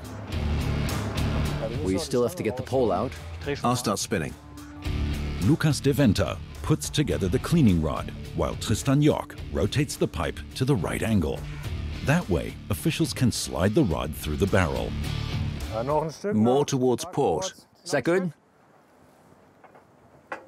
That's fine. You can come down. We still have powder residue from shooting on the gun. The first and most important thing to do is to clean the barrel. This is the same for every gun, to ensure that the powder residue is removed when shooting again. This hasn't changed in 100 years, as weapon technology has remained the same, even with modern guns. We use a brush and cloths to clean it, and then apply oil, which is quite greasy.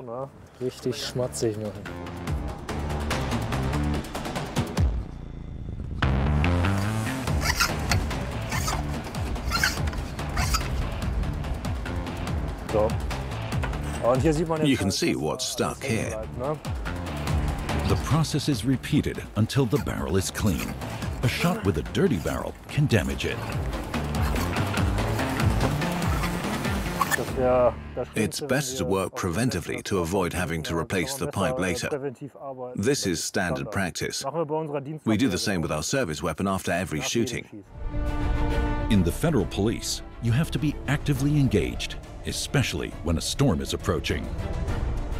The sun has just been shining brightly, and in northern Germany, the weather can change quickly. However, it's important to be prepared for that.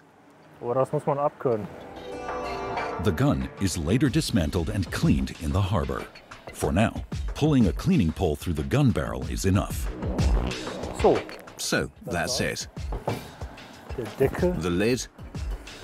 The day went well for the crew of the Bamberg. A successful test of the naval gun.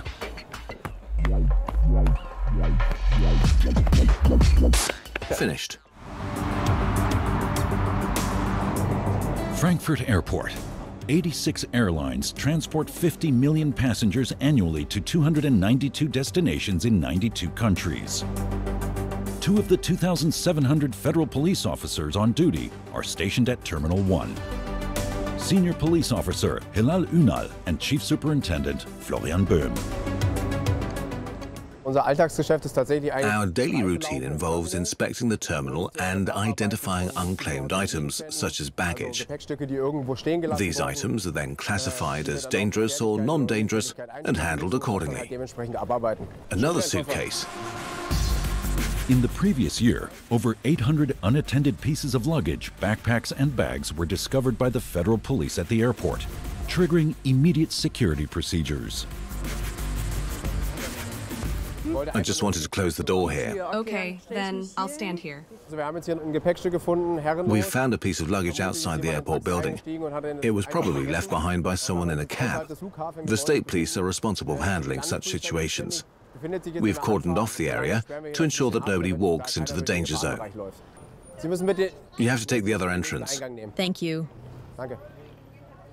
You want to go inside? Then you can take the next entrance. Every unaccompanied luggage is screened for explosives with the help of a specially trained police dog.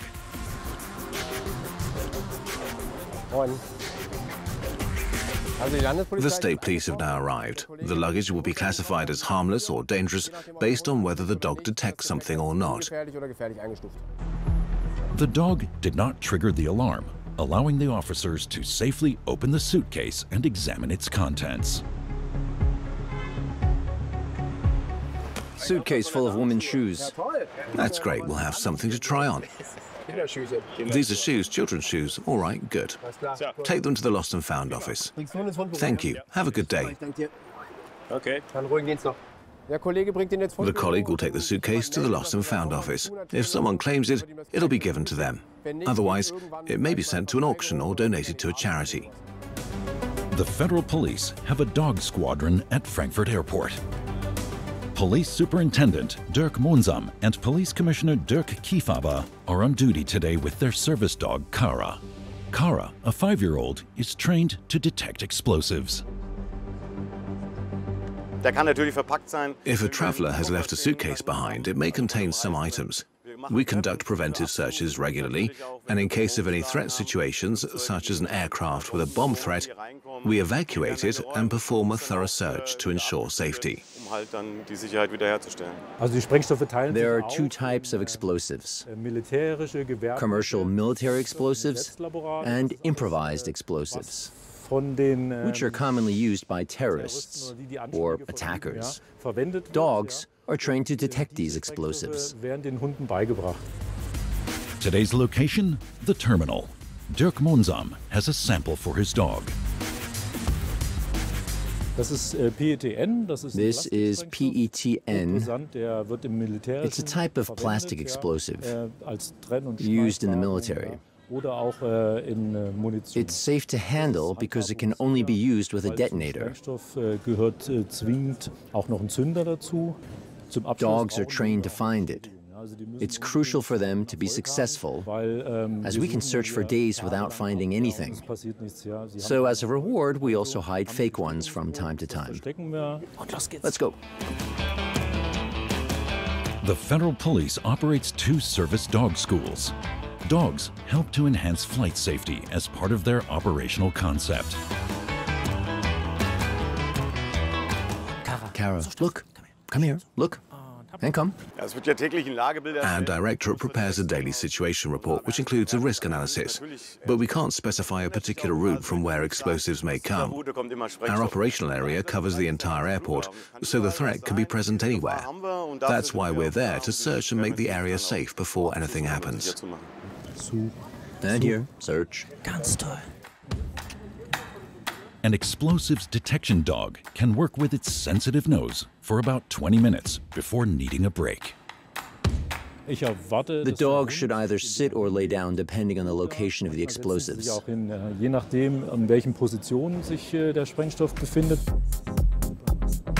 Service dog Kara signals that she has detected something.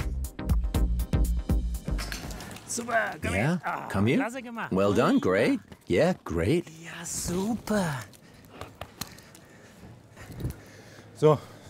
She found her explosives. Which the officers, of course, seize immediately. So she found her toy, she loves it, and that's the motivation behind her hard work. We have thoroughly searched the surrounding areas and have concluded that it is safe. Passengers can proceed with a regular check-in without any concerns. The BP-82 Bamberg is currently sailing in the North Sea towards the coast at maximum speed. The Weather Service has issued a warning for an upcoming severe storm with wind gusts expected to reach up to 62 miles per hour. it can become quite uncomfortable. Due to the approaching storm, we're changing our course towards the Jade and plan to anchor there. This will allow us to ride out the storm safely, protect our crew, and prepare for any potential operations. The Bamberg is sheltered from rough waters in Jade Bay.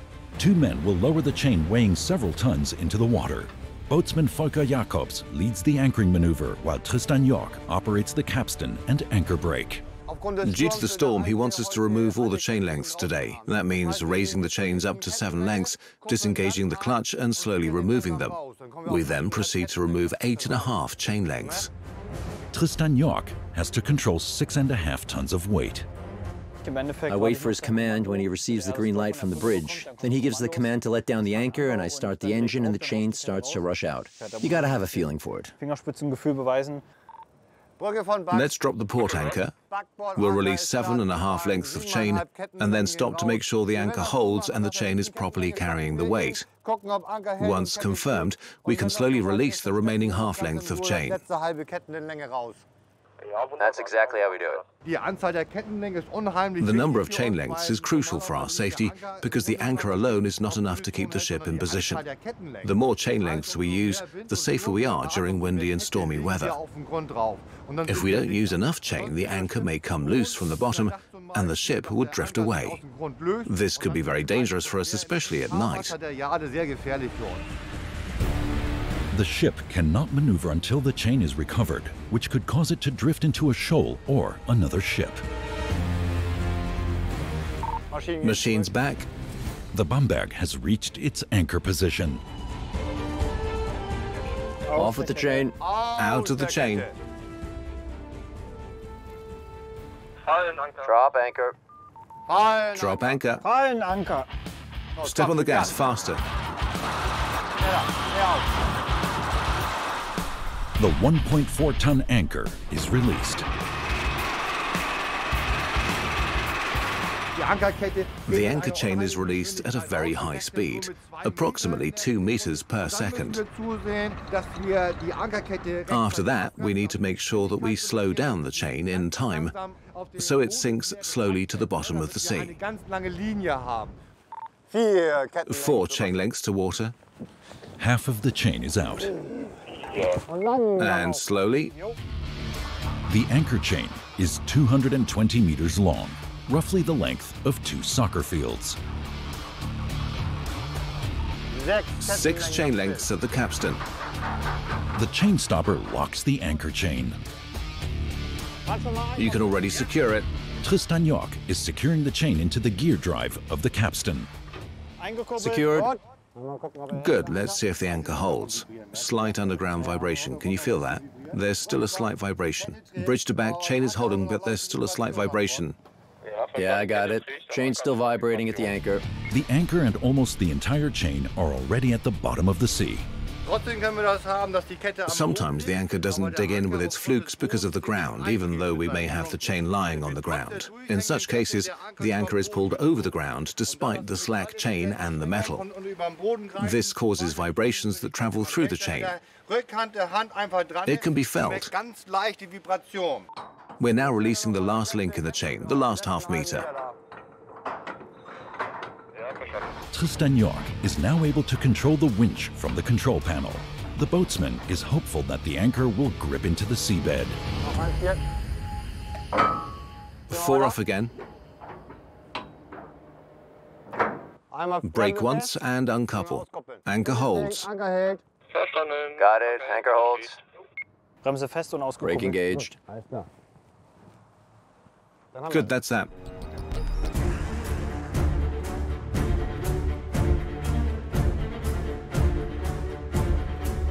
The federal police protect Germany's maritime borders, control traffic, and combat environmental crimes. The crew is currently folding out the sea railing on the helicopter landing deck.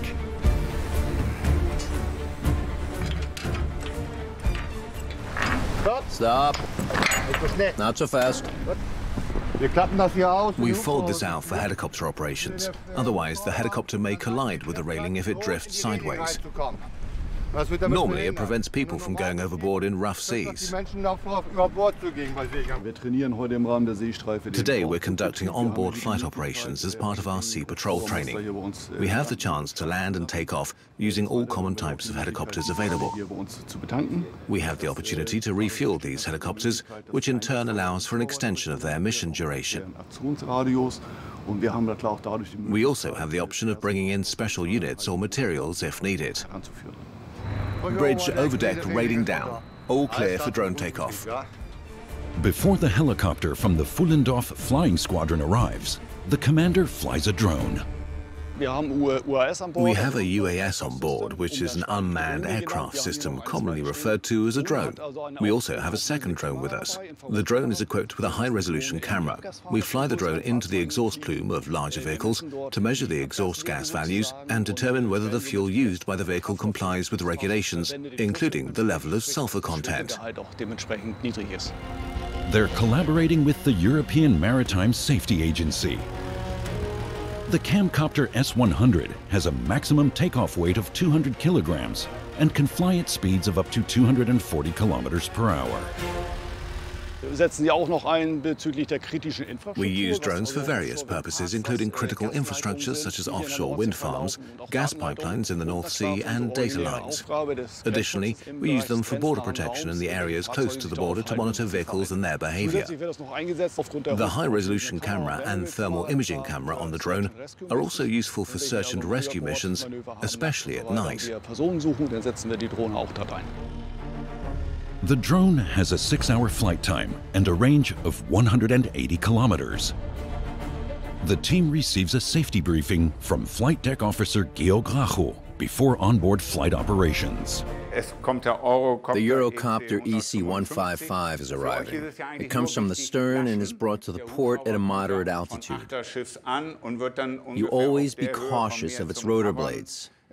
They descend slowly when you're rotating at low speed. Therefore, crouch down while approaching the helicopter to ensure your safety. We secure the aircraft on deck.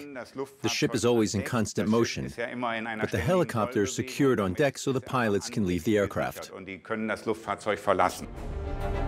The crew will tie the helicopter to the deck with straps. We have a few things that require your attention. First, be careful not to let anything come into contact with the radar device located at the front of the aircraft. Second, avoid the areas around the front engine inlet and the aft engine outlet. There are no-go zones. Steer clear of them. Everything behind the aft is fine. Good. Any questions? The drone has completed its mission. The flight deck is now ready for the helicopter. In the hangar, the team is putting on protective equipment. Before starting the flight operations, the fire extinguishing monitors are being tested. They are powerful extinguishing cannons that are operated from the pump room located below deck.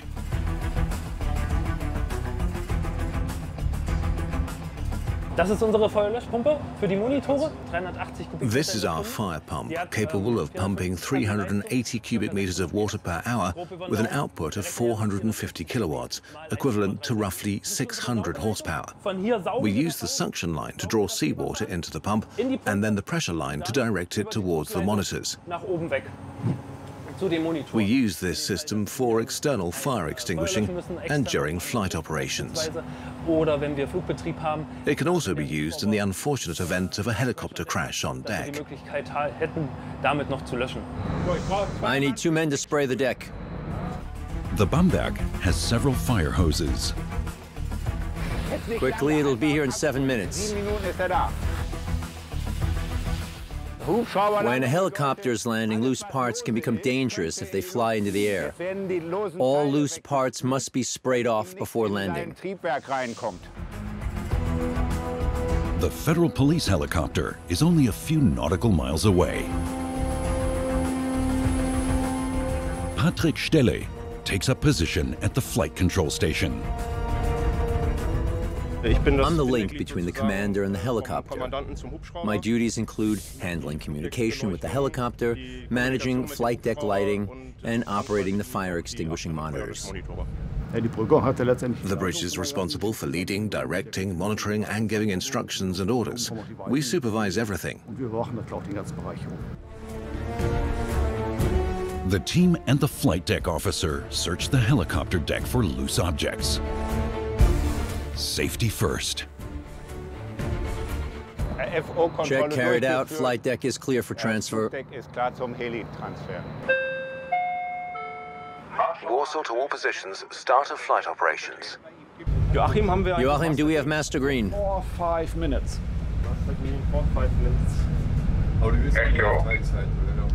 We have master green for 4 to 5 minutes until 1345.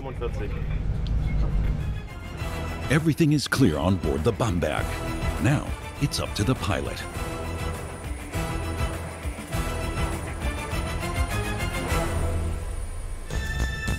A decommissioned German army barrack in Hesse.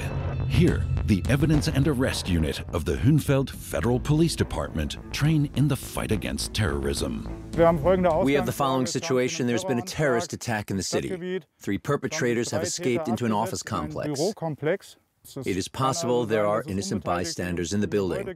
Today's objective is a successful emergency intervention, positioning, and arrest of the perpetrators, as well as the evacuation of bystanders.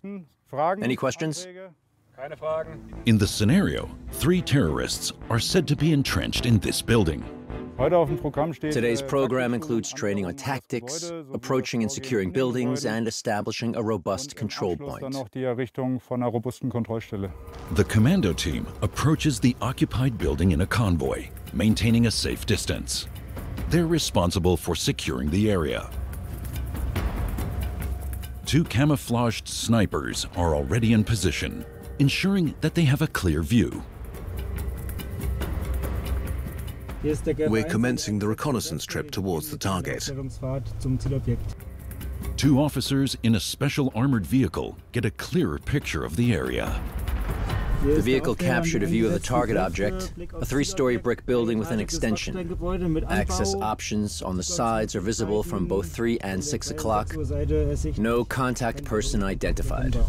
The BFE Plus was set up as a robust support unit for the GSG-9 in 2015 after the terrorist attacks in Paris and Belgium. It can also be requested for support by the special task forces of the state police. Stay. Yep. Keep going. The task forces of the BFE Plus are recruited from the specially trained evidence recovery and arrest units of the Federal Riot Police. Gunshots have been fired from the building. The perpetrators are armed and determined to use their weapons. The men of the BFE Plus attended a 2-month special training course with the GSG-9 counter-terrorism unit. They were trained in tactical procedures against military-trained perpetrators and in the use of powerful handguns.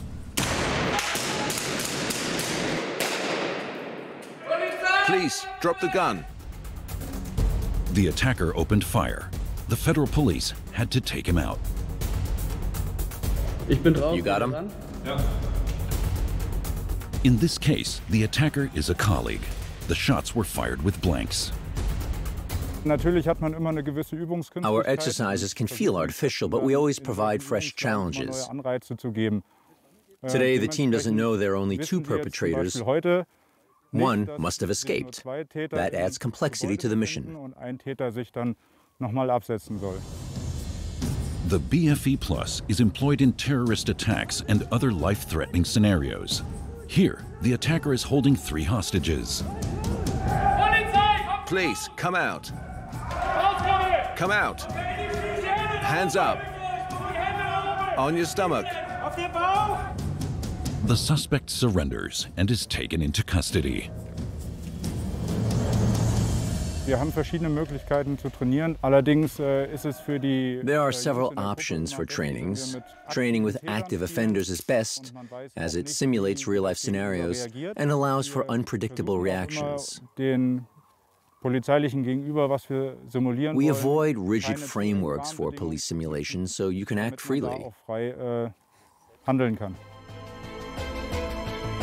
BFE Plus apprehends attackers, safeguards bystanders, and provides medical aid and evacuation. This civilian has several gunshot wounds. The team trains realistically to handle high-stress situations. The Federal Riot Police has its own medical team. The paramedics are always at the ready. In the case of a real emergency, injured persons would be transported in a police ambulance to a civilian hospital. The ambulance vehicles are not marked as police vehicles.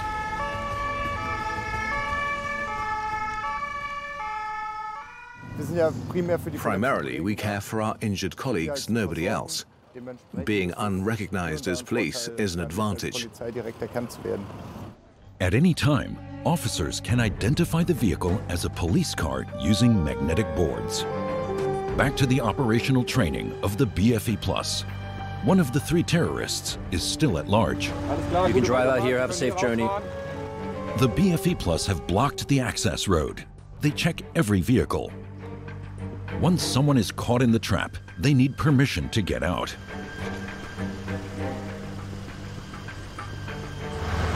Police, hands on the steering wheel, window down, very slowly. Both hands out of the vehicle. Get out slowly, down on your knees, get down on your stomach. The last culprit has also been caught. The training is over. We were able to coordinate our tactics, and our first aid measures were efficient. The troops worked well together, and we achieved all of our training objectives. A helicopter from the Fuhlendorf Flying Squadron heads towards the BP-82 Bamberg on the North Sea. The crew on the ship's bridge wait with bated breath. A little bird, here he comes. Here he comes. Oriole approaching. Oriole approaching. The Federal Police has 94 helicopters of different types. Roger that. Ship is steady on flying course 050 with 11 knots. Relative wind red 10 with 20 knots. Green deck for land on. Green deck, Roger. Green deck. For the pilot, green deck means that he can land and that the ship will not change course. The Airbus H-155 is a versatile helicopter that can be used for transportation and reconnaissance purposes. The maritime version of this helicopter comes equipped with emergency floats on the sides, which open up in case of a ditching. The runway is moving. The pilot must adjust the speed of the helicopter to match ours. Our task is to move the runway in a way that minimizes rocking of the ship. We must also consider the wind conditions, as the pilot requires specific conditions to safely land. The helicopter may not land on the flight deck if the wind speed exceeds 35 knots. Wind force 7.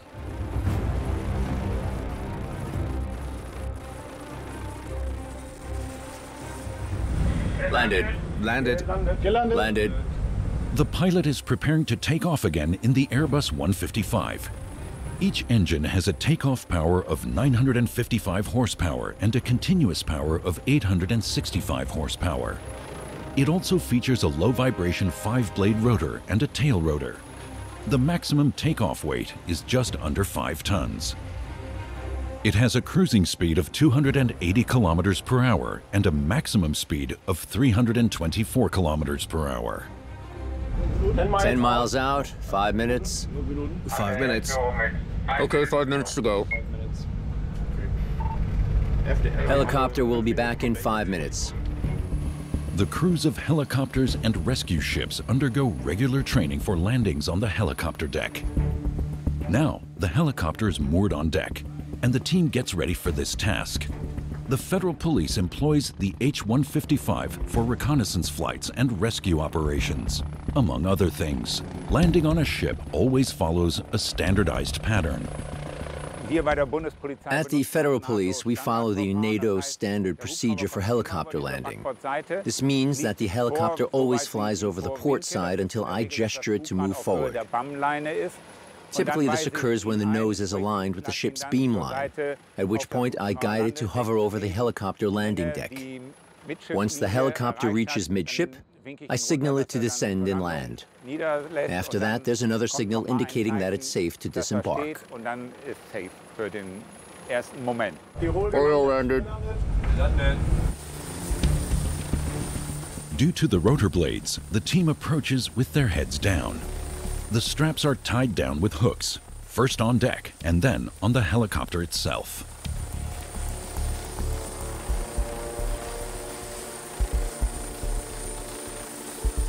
Once all the straps are secured, the team is allowed to leave the deck. Only then does the officer signal the pilot to turn off the engine. Helicopter secured. The helicopter can no longer slide off the deck, even in heavy seas. Pilot Simon Kolkowski switches off the engine. Aircraft secured on deck, engine stopped, rotor stopped. Helicopter bunker operation will commence shortly. Smoking and open lights on deck prohibited. The H-155 is also available in a civilian version. The Federal Police helicopter has special equipment. The searchlight is incredibly bright. It creates a stadium-like atmosphere at night. We use a thermal imaging camera to search for missing persons in both daylight and nighttime thermal mode. This camera is also used to search for people in the water. The winch is the most crucial factor. It has a rope length of 90 meters, which allows us to rescue people from great heights or high superstructures on the ship. The winch is operated from the inside by a winch operator who uses an operating handle to move it up and down. The operator then looks under the helicopter to ensure that we are directly above the person to be rescued at the winch point. The pilot occupies the right seat, while the co-pilot sits on the left. There is a passenger seat at the back. An operator at the monitor workstation controls the cameras and the winch. There is enough space for a patient who requires a lying position. Flying over the sea can be more difficult for pilots than flying over land. The main challenge of flying in the winter is the rapidly changing weather and the lack of visible contours. The horizon blends seamlessly into the water, making it difficult to rely solely on visual cues. As a result, pilots have to rely on helicopter instruments to navigate and land safely. There's always the risk of a technical breakdown, which may require the pilot to land on water.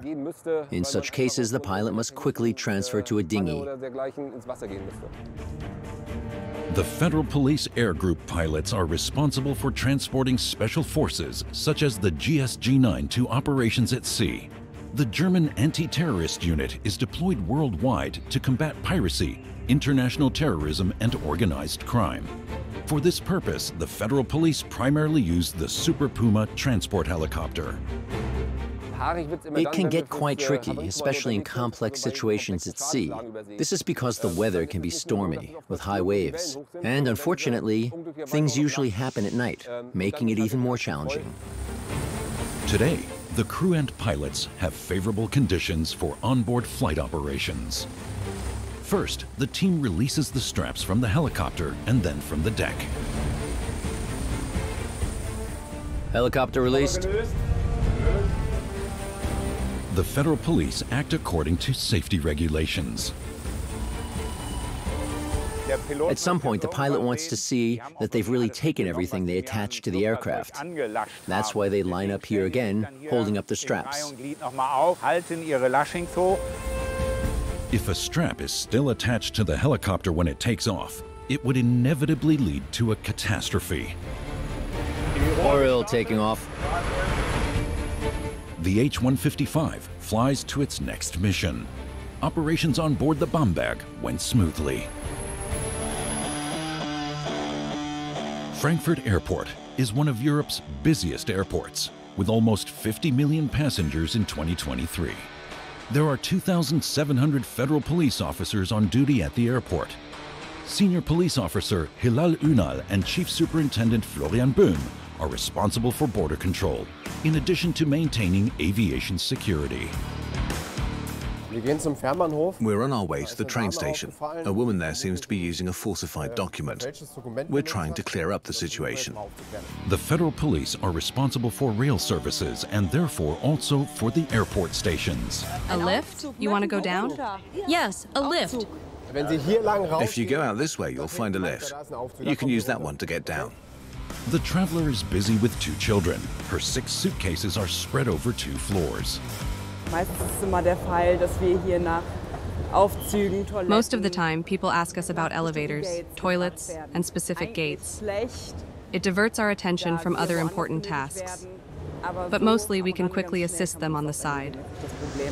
The federal police, your friend and helper, and investigator when it comes to forged passports. Morning. The 2 federal police officers were called to the station guard. What have you got for us? We just picked up a female person. We found this during the search, a fake Swiss refugee ID. Yes, I can see that just by holding it against the light. Exactly. The problem lies with the Swiss passport. Instead of having the photograph embedded in a polycarbonate plate, a conventional photograph is simply stuck on. If you hold the passport up to a light, you can see the edges of the attached photograph. You can see there's actually another person's picture underneath. It appears that she's misused the passport. Did she say anything about it? What language does she speak? She speaks German, but she doesn't want to say anything. Next to nothing. The woman from the Congo has been picked up with forged documents before. We provisionally arrested the woman after identifying her through fingerprinting procedures in Germany. So let's take her to the police. The woman has a Swiss residence permit and must leave Germany. Her passport was taken by the federal police for forensic verification. Markus Damerau handles cases like this one daily. In this box, you will find documents that have been found to be forged by border controls over the past 2 weeks. These documents include a wide range of European documents, particularly from Italy and Greece. This not only refers to passports, but also to identity cards from various countries. He is currently dealing with a Greek passport that his colleagues at the checkpoint have found on a traveler from Turkey. The police superintendent first checks the watermarks. On page 6 of the passport, the watermark appears to be significantly damaged. However, on turning the page, a clear portrait watermark with Cyrillic letters is visible, which is not present on the passport page. This suggests that some manipulation has taken place. It could be that the surface of the page, or at least part of it, has been removed. It is possible that a rejection stamp was previously applied, indicating that the holder was denied entry to a country, either in Europe or in a non-European country like the United States or Canada. The holder is likely concealing this information from officials. Next, the forensic scientist puts the passport under the UV light. We are examining each page of the passport under UV light. We suspect that one of the passport pages is fake. Upon close inspection, we notice that the numbering is absent from the page. Although the circle of leaves is present, it has been copied. We can see that there are completely different details in the print. The genuine page has individual leaves interspersed with branches and thicker lines on the opposite side. However, the fake page has thick drops of color. Although the fake page has a UV reactive imprint, it is most likely an imitation. This is what counterfeiters can duplicate. It could be a stamp, but in the same way, I can print blue, red, and green. I can also print UV reactive ink.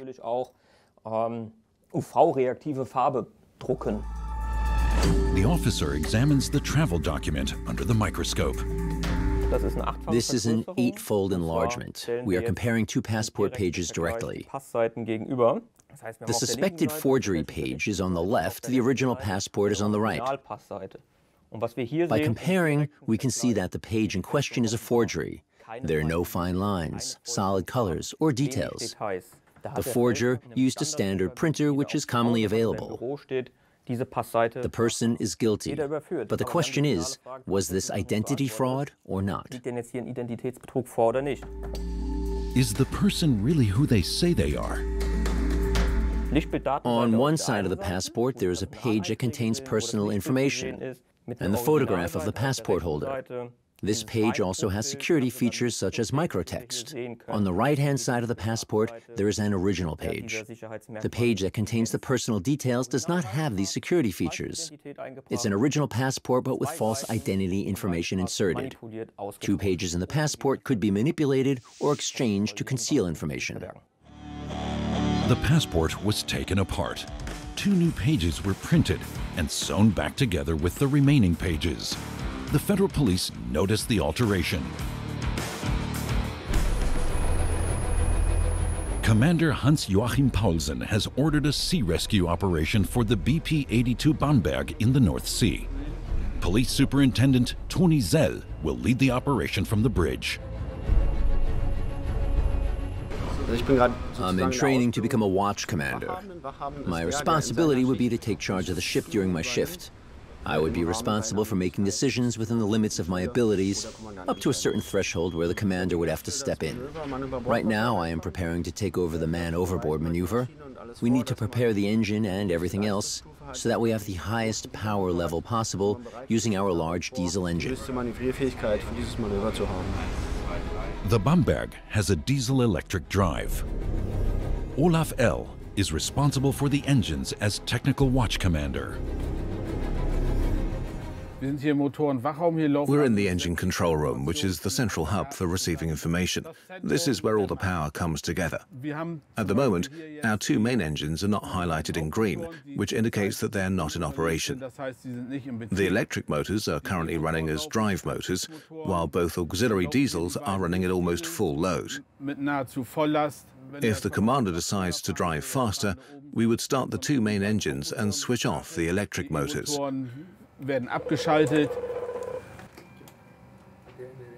Yeah, we know about it. They're turning on the big ones heading for Helgoland.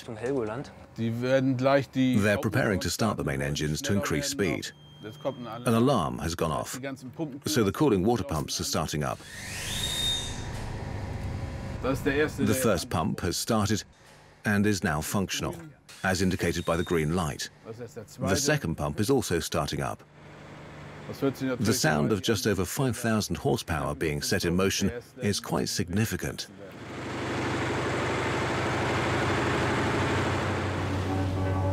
The Bamberg picks up speed.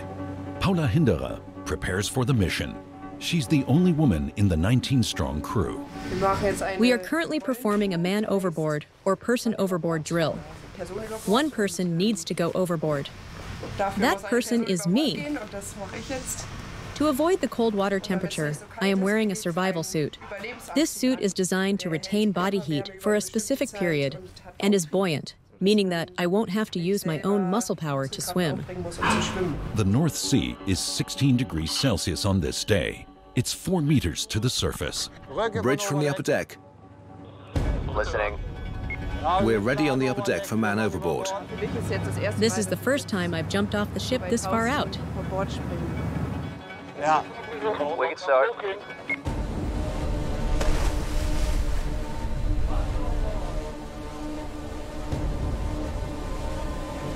Man overboard on port side. Man overboard for exercise. Man overboard for exercise. Clear port side to the control boat. The rescue routine begins on the Bamberg. The 29-year-old female police officer quickly drifts off, a maneuver usually trained with dummies in seafaring. We're now deploying the fast rescue boat with the help of the David. The David is advantageous as it can launch the boat even in a swell of up to 4 meters and is very fast. The only delay is caused by the people who need to equip themselves. Due to the weather conditions, we have to leave behind the work survival suits. The minutes pass. For the police commissioner, the ship is getting smaller and smaller. An inspection boat belonging to the Bamberg is launched in the North Sea. Can the boat be launched now? Listening. You give the okay up there. Boat is manned, all clear. Boat goes out.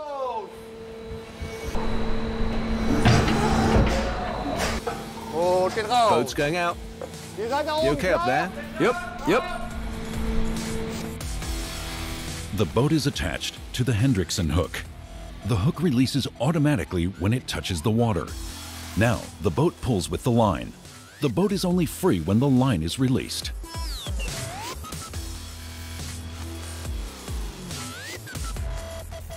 The mothership has continued on course. They can now sail back in the wake to rescue the person. It's an advantage for us, especially when it's dark. The rescue team consists of 3 members led by Sebastian Ballmann as skipper. Their speedboat can travel at speeds of up to 84 kilometers per hour. We have 2 engines with just over 500 horsepower. Prepare Jason's cradle. Prepare Jason's cradle. The Jason's Cradle is a dependable rescue system designed to pull injured or unconscious individuals out of the water with minimal effort. The system's robust plastic grid forms a tube when it is pulled in, allowing the victim to be rescued while lying down, thus reducing the risk of injury and preventing any unfortunate deaths during the rescue process. And heave ho! Heave ho! Although it may appear uncomfortable, horizontal rescue is a crucial aspect of water rescue. Person out of the water. Person is responsive. Person out of the water. Person out of the water. We're heading back. The mothership needs to maintain a constant speed for the control boat to catch up with it. The skipper is in radio contact with the bridge. The maneuver becomes riskier with higher swells. The man at the bow gives the skipper a hand signal to indicate the distance to the line. After catching the line with the boat hook and latching it, the crane can take hold of the boat by the hook and hoist it back on board.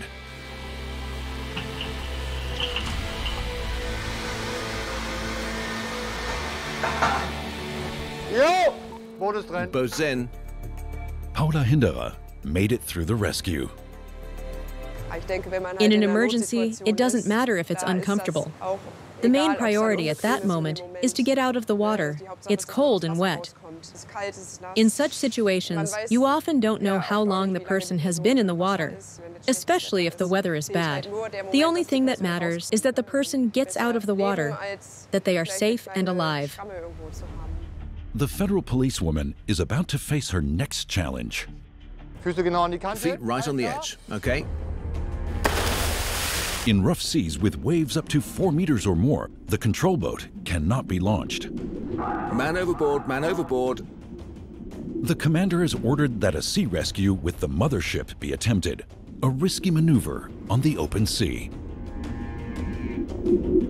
Frankfurt Airport, a bustling hub where up to 1,250 planes take off and land every day, connecting travelers to as many as 285 destinations. The federal police is tasked with ensuring aviation security, a high-security area that is monitored by Senior Police Officer Hilal Ünal and Chief Superintendent Florian Böhm. We patrol this apron 24/7 to check for any fence damage. We also look for people who we think don't belong here. In the best case, they could be lost passengers. In the worst case, terrorists. But usually, they're just misbehaving passengers. We're dealing with a significant number of incidents on flights. We have to check the fence and also investigate passengers who violate flight regulations. The crew calls us in to handle the situation. It's not always a physical altercation, and sometimes it's as simple as someone smoking in the restroom or being drunk and refusing to comply with the crew's instructions. Special Vehicle 4 is used for safeguarding properties, securing areas, and deterring terrorist threats. This is a 1990 model with a Daimler-Benz 6-cylinder diesel engine producing 170 horsepower. It can reach almost 100 kilometers per hour and can drive forwards and backwards via a gear lever.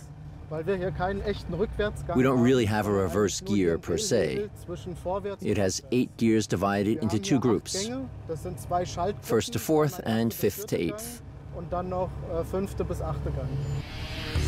The police inspector enjoys driving his classic car, which was built when Marcel Vella was 8 years old.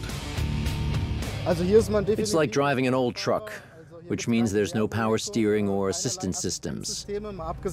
So you really have to put in the effort. Yeah, it can be a bit challenging, but the concept makes sense. And I think it's good. You will definitely get people's attention when you hit the road with this vehicle. The SW-4 is a 10-ton aircraft protection vehicle. The crew size varies from 2 to 9 people and is primarily tasked with safeguarding vulnerable aircraft and their passengers. It is necessary to have at least 2 people because there are a lot of blind spots that cannot be seen by the driver alone. Therefore, a co-driver is needed to keep an eye on everything and look out as well. There are 3 roles to be filled: the driver, the commander, and the system operator. The police tank comes equipped with a G8 light machine gun that has an aiming device attached. The gun can potentially fire up to 900 rounds of 7.62 times 51 millimeter NATO ammunition per minute in continuous fire. However, in practice, it can realistically fire 200 rounds per minute. We have a system installed here, a blue rotating beacon. This one here is in place for the halon gas system. We also have a protection system that allows us to completely seal ourselves off from the outside world. The armored vehicle is equipped with underbody sensors that release halon gas to extinguish fires. ABC defense is provided by creating an overpressure in the interior. The armored glass windows can have additional protection. This is then activated with that. The armored vehicle remains mobile despite full protection from hinged steel windshield covers. They protect against paint bags being thrown or gunfire. We have driver's optics for both the driver and the passenger, but using these things can be very stressful. They don't provide a complete view, and you have a lot of blind spots. You need to use them with extreme caution. Nevertheless, the mirrors make you feel safe inside the vehicle. The armored vehicle offers protection against hand grenades and heavy machine gun fire. In the most extreme and life-threatening situations, such as an attack by terrorists or people running amok, we may have to use armored vehicles to ensure safety. In such cases, we need to find a way to reach the building with the vehicle safely. The special feature of these vehicles is that they provide ample space to move or evacuate forces safely. This is the advantage of using these vehicles.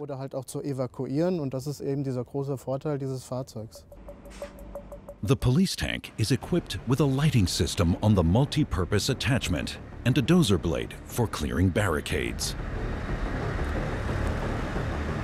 We have the option of installing a barrier here, a fence. It's like a big piece of fencing that blocks off the access roads and entrances. The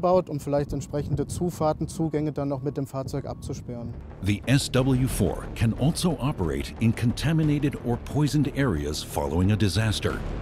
It will not fail, even if the tires are shot at. The vehicle has a unique feature. The tires are equipped with a special technology. A metal ring inside each tire allows you to drive up to 80 kilometers per hour after getting a flat tire, or in case of an emergency like being shot at or hitting an obstacle. The rear hatch can also be opened to access the vehicle from the back. It's designed to accommodate a stretcher in case of an injury. Another safety feature is the shield at the top of the vehicle's rear, which provides additional protection for people getting in and out of the vehicle after it has approached a building. This protects them if an object is thrown at them. The German Federal Police has 46 specialized vehicles deployed throughout the country. They are still reliable and effective today.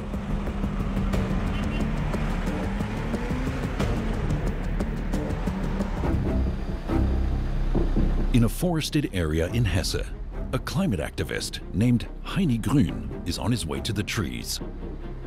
However, the activist is just a dummy belonging to the technical task force of the Hünfeld Federal Police Department. Our unit specializes in operations at heights and depths. We're known as police climbers, who fetch activists from high places or deep waters, including tree squatters and activists who lower themselves from bridges. The officers aim to depict the operational scenario as realistically as possible. This is the police, the person in the green overalls on the platform. You are taking part in an illegal assembly. You are required to leave immediately. Have you understood me? Heini Grün does not answer. The police climbers are deployed. We need to manage the people who visit the tree houses, especially with larger ones where there may be 5 or 6 people. It can be awkward to be the only officer standing there. The officer is secured at a height of 10 meters. A second follows. You should be physically fit and mentally alert to handle heights, especially when responsible for another person. It can be exhausting. You have to keep a clear head. The federal police officers are assessing the situation from high up.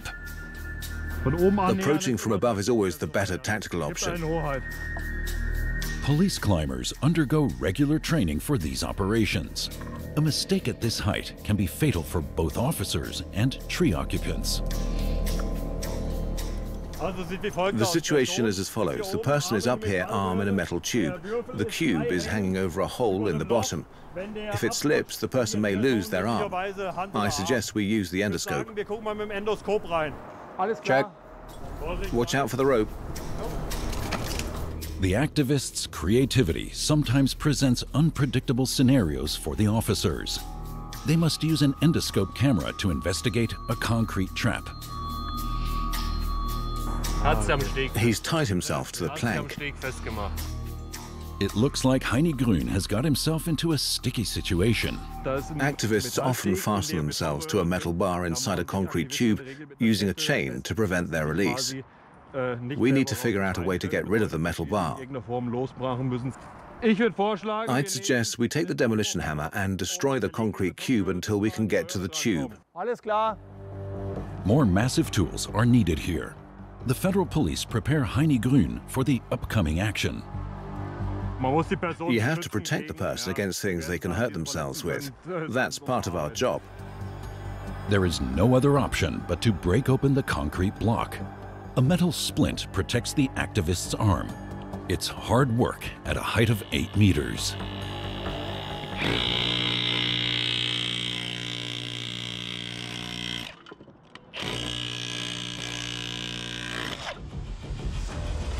After 5 minutes, they can pull the arm out of the tube. Person is released. Shall we move him over to your side? Heini Grün offers no resistance. The activists are generally not so tired of life that they dare to resist us. They know that when they're lowered down, things are over. From time to time, we may encounter acts of resistance, but as trained police officers, we're equipped to handle them using appropriate self-defense measures. Back on the ground, the activist receives first aid from a federal police paramedic. How are you? How long have you been hanging there? Can you feel your legs? Heini refuses to communicate. He will be confined to a storage room at the Hünfeld Federal Police Department for the next few days.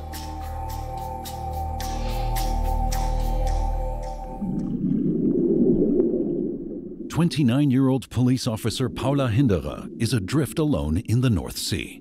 The commander of the Bamberg has ordered a sea rescue. Man overboard, starboard side. Man overboard, starboard side.